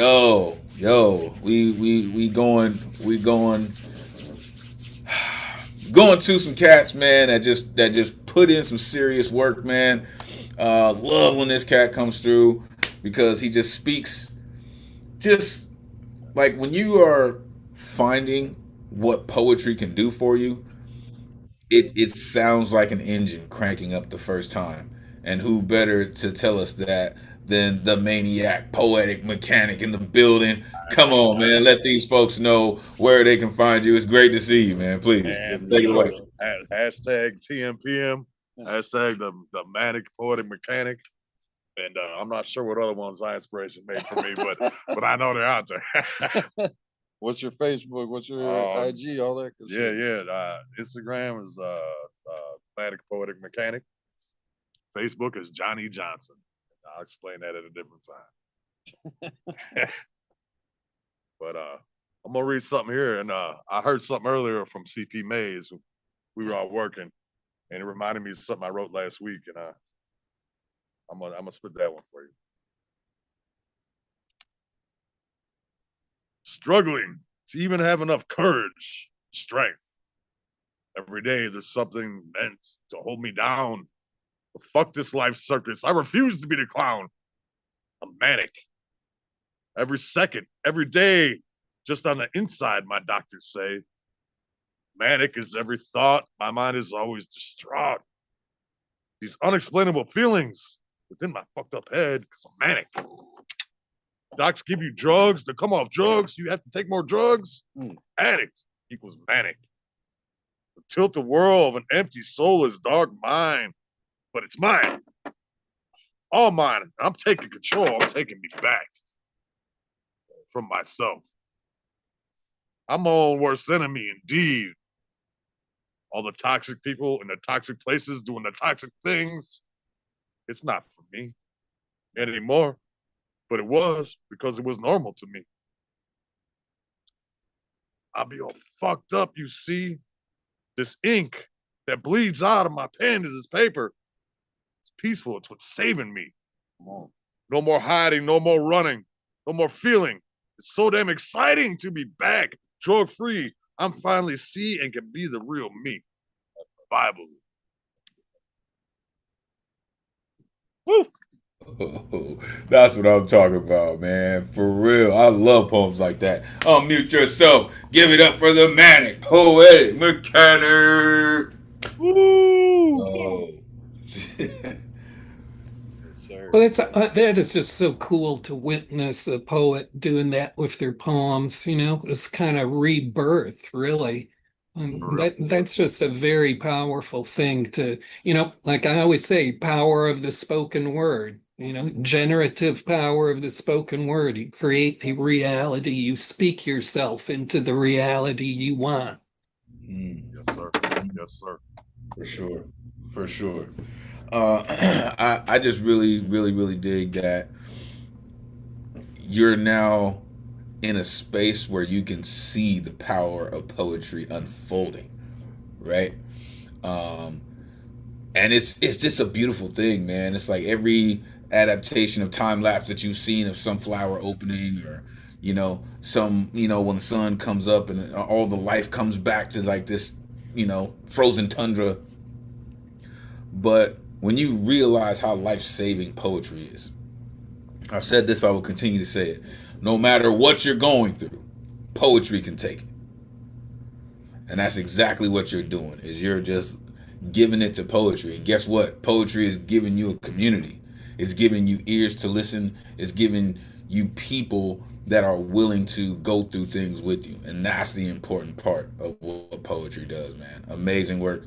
Amazing work. All right.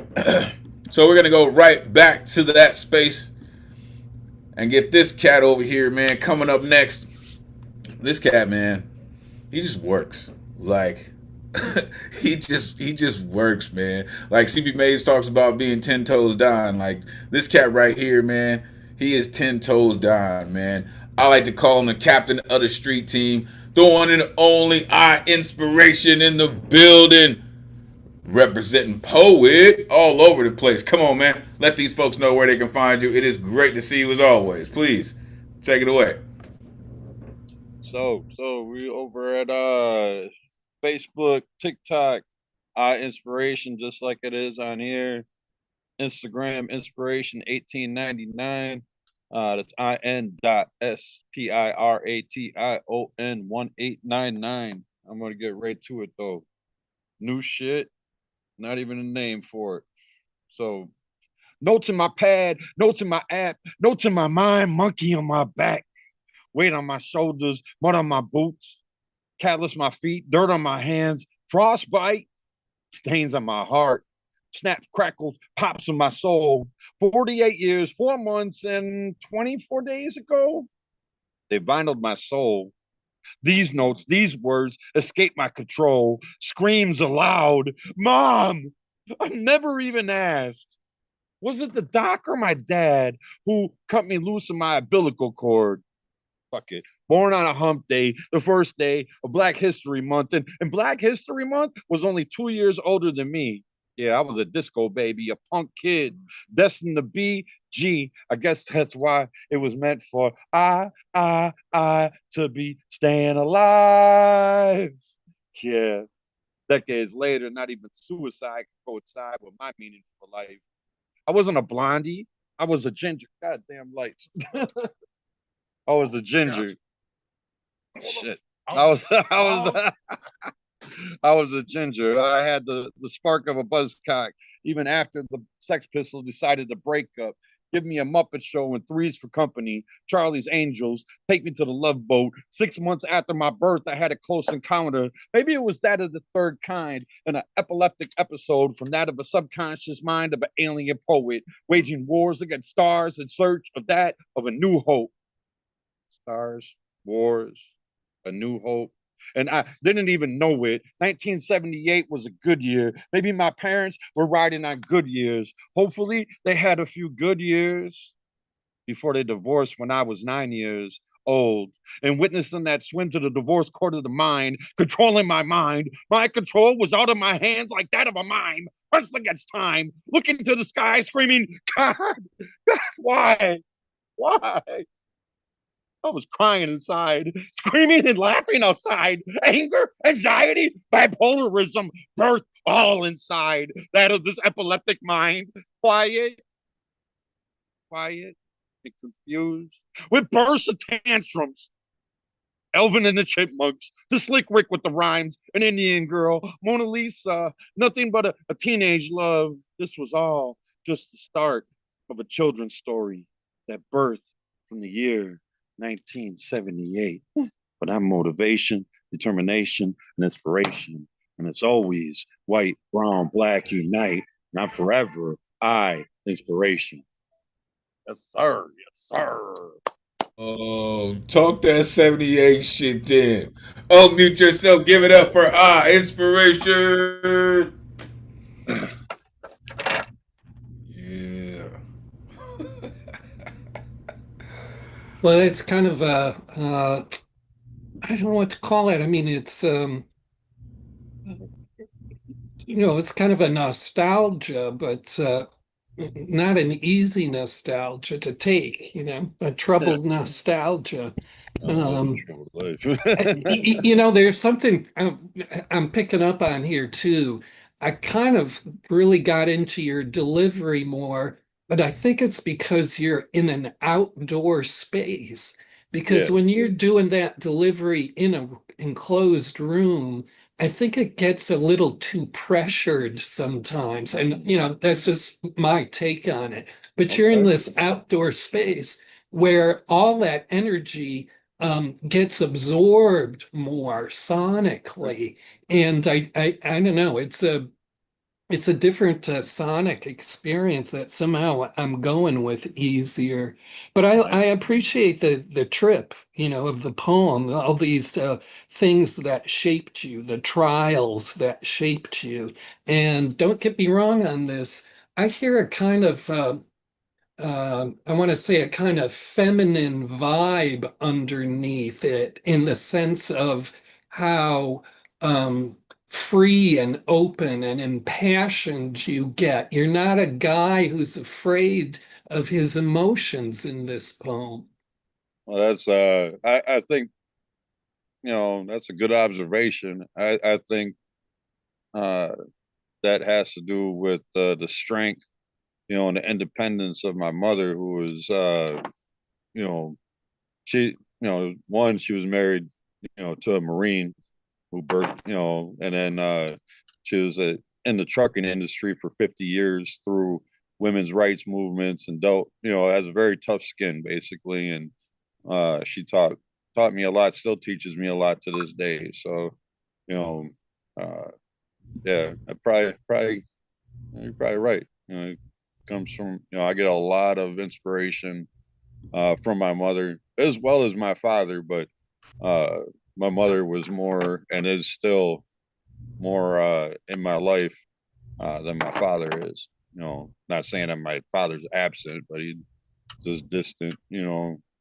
If I don't call him, you don't call me. That type of shit. So Yeah, I identify with that because my mother finished bringing me up after my father died when I was a teenager, and it's like, yeah, I could have used the advice from a father figure in my life, but as my mother said to me on the day he died, well, it's all over now, and if I haven't given you enough to get by on up till now, it's your tough luck and my mistake.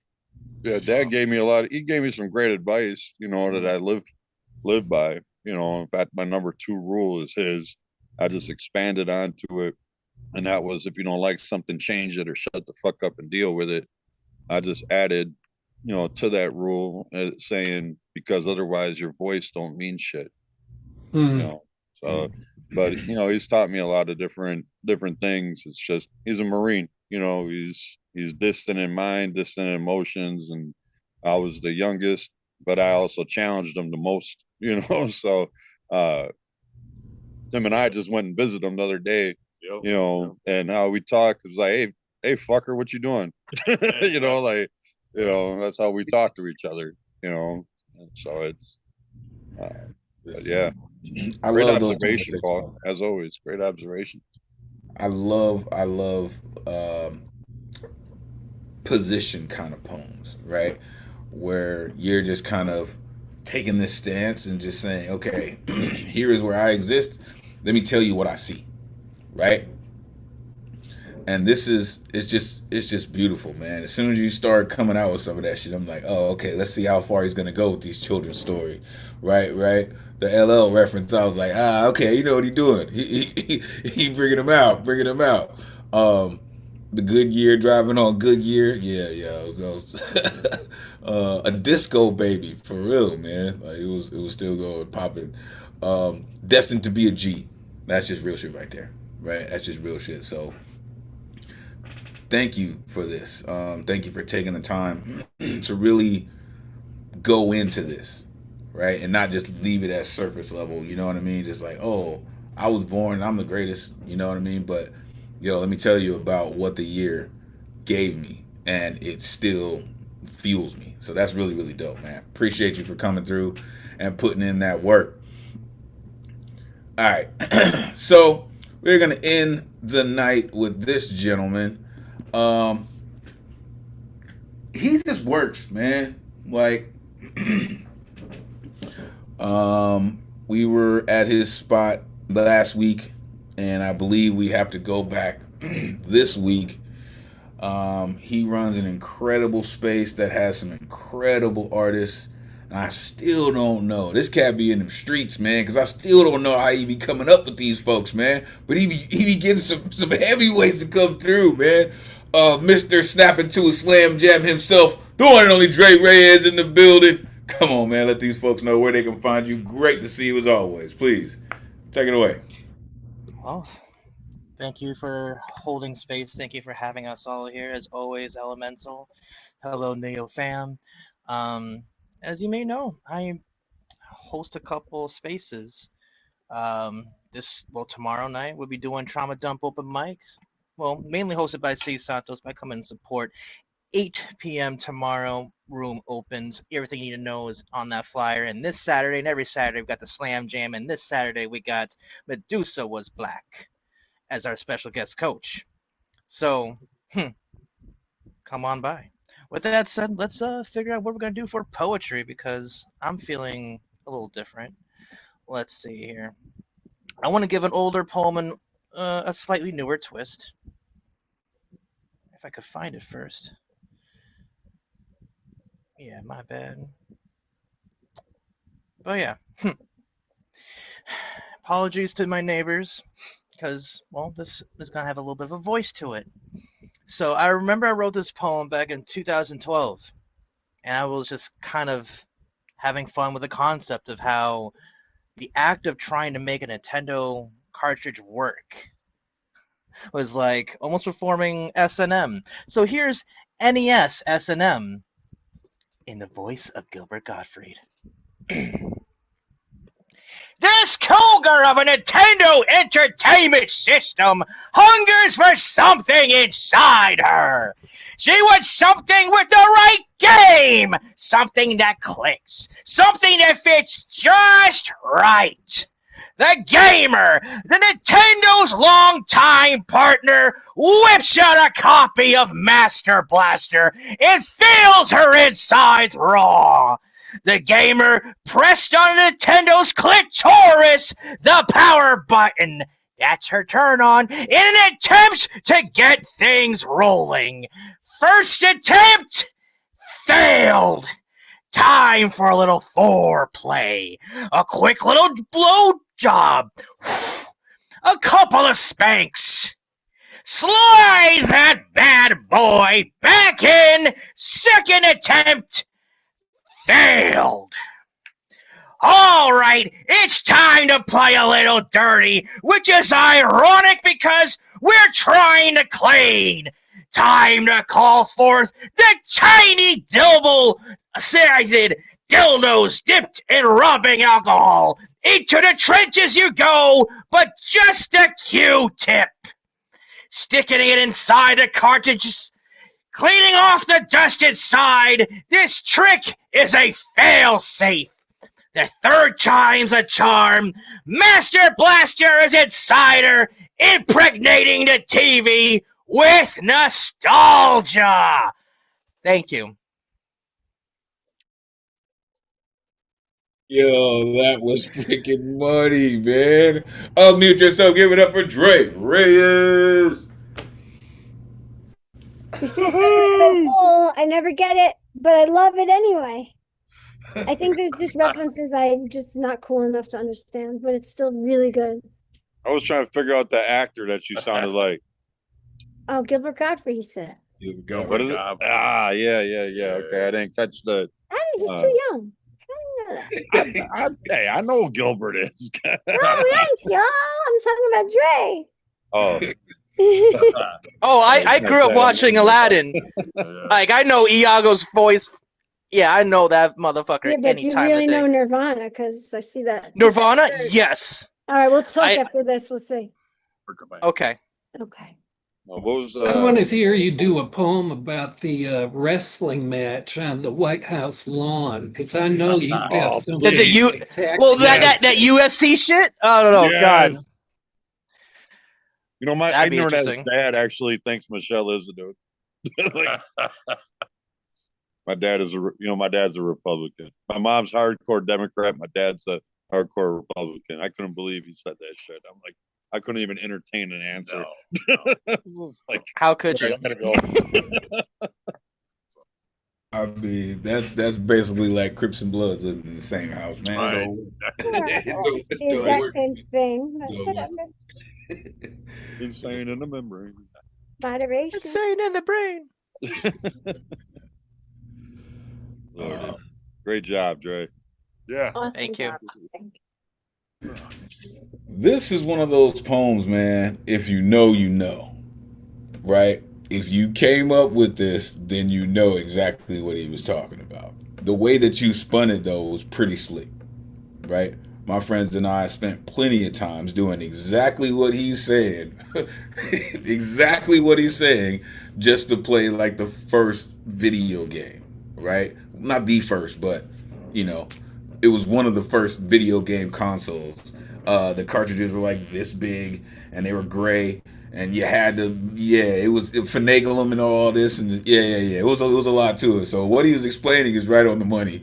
I was just surprised to hear it come out like that, but it was really dope, man. Really, really, he took a nuisance and made it something really dope. Really appreciate that, man. Truly appreciate that.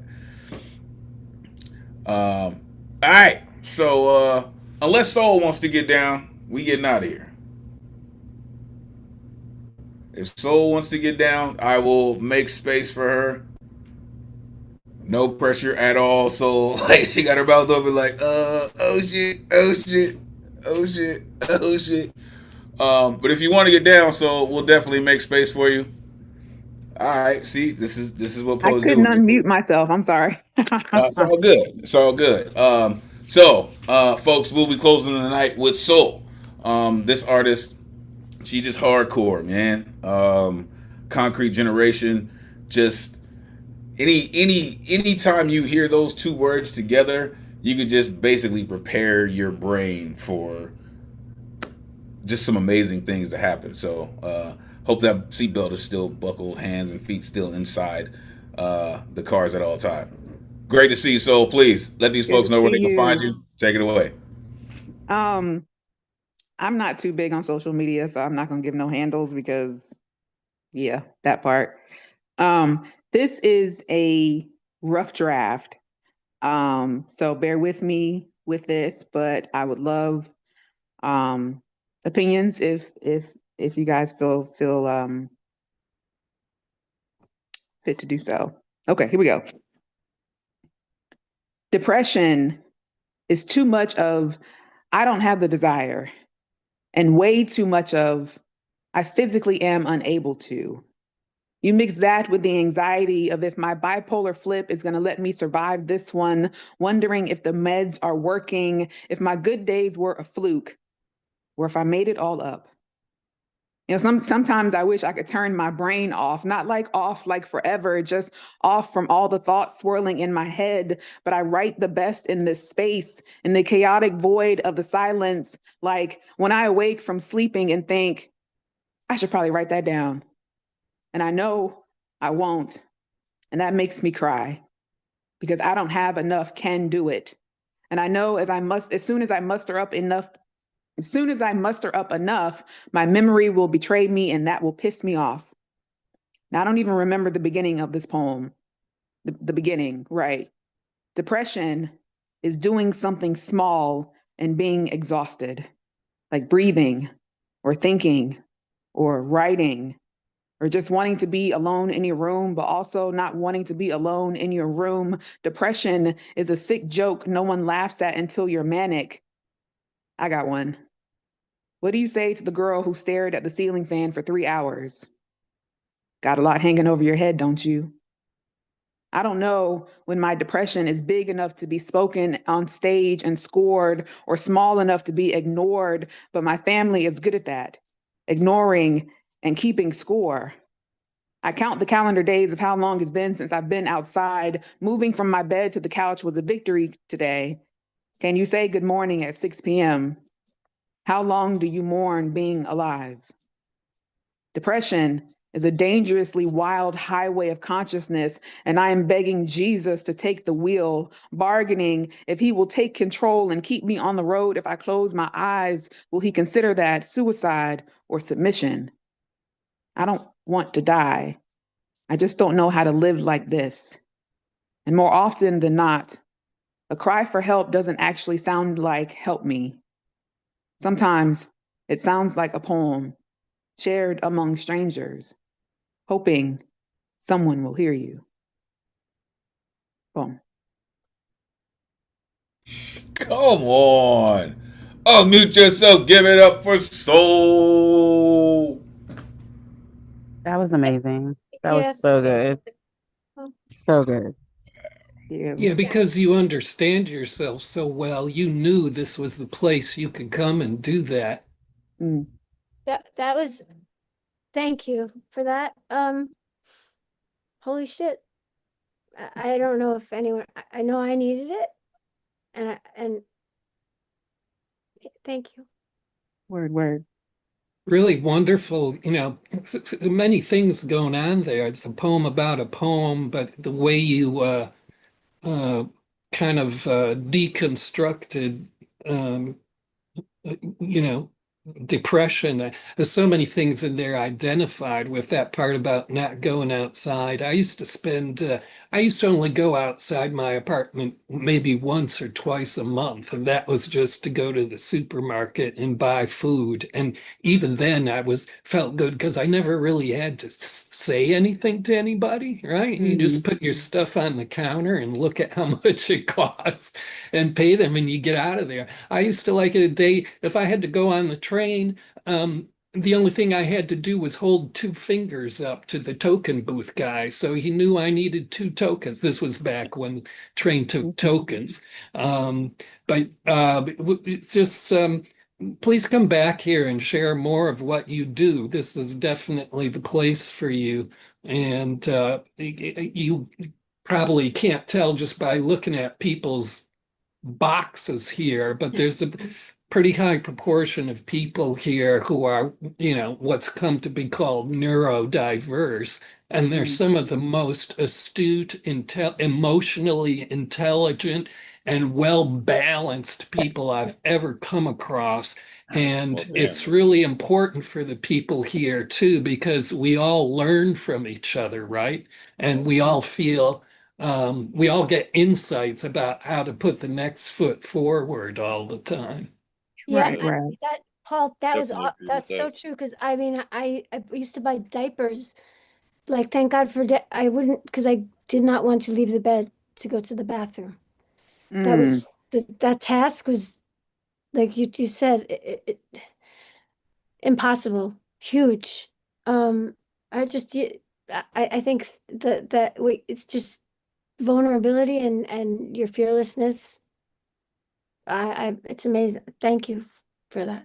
Thank you. Thank you, Elle, for making space for me. I know I kind of crept in at the end, but I appreciate all of you guys. I'm so glad he did. Appreciate you as well. That is a rough thing to say out loud, but it deserves to be heard, right? First of all, congratulations on being strong enough to write this poem and winning the war to come and read it, right? Because the muse of this poem will definitely sacrifice you for its win, right? And when you said, moving from my bed to my couch was a win today. And I know some people may think that that's just, well, it's just right here. Yeah, but you really don't know. It's like worlds apart. It really is. When you're in the midst of some things that your brain is doing to you, just getting from one place to another, it's a journey. So it's like an ant crossing the street. Like it's gonna take a while. It's gonna take a while. Thank you all. You all just you never cease to amaze me. Never. Every week, like with these themes, and they come at you, and you're just like, oh, guess what? I'm gonna go here with it. I took a left at Saturn, and I ended up in this nebula, and now I'm writing this poem for these people. It's just, I really can't thank y'all enough for being just vibrant voices in a world of womp. Really. But you are always so clear, you are always so thoughtful, you are always so brave to do these things. And I just really want to thank each and every one of you for just living in that fearlessness. It's not easy to do what we do, folks. It's not. But I really do want to thank you for being the brave ones, for remaining to be the fighters, the narrators. Be the people that people go to hear the truth. And that's what you continue to do. And I really just want to thank each and every one of you for staying on this path, for being dedicated to your work, for allowing poetry to be there for you. It's been another amazing night. It's been a great week with y'all. I really do hope to see y'all next week. Next week will be in July, which is crazy. Get yourself some merch representing your part of the world. Please take care of yourselves and each other. Look into the people that you know. Tell them you love them. To Paul, Skiff, Maze, Nspiration, Manic, Catman, Soul, Dr. Z Paige, Dre, Naomi, Dre Reyes, Ike Waltz, Alan Gary, Demetrius, and my man Brian Lee. All of you, thank you so very much. I hope that you have a great rest of your week. We're going to end the night like this until we meet again. May this energy we conjured this evening supercharge the rest of your week. Take this power, inspire others, energize creativity as we all hope to do through the spirit of Miguel Agarin. Your voice is appreciated, necessary, and always valuable in this space. Thank you for sharing it with us. Never forget, cowards get buried here. We reclaim our strength through our fearlessness. On behalf of the greatest community in the world, it has truly been a pleasure spending Thursday night with y'all. Until next week, peace and blessings.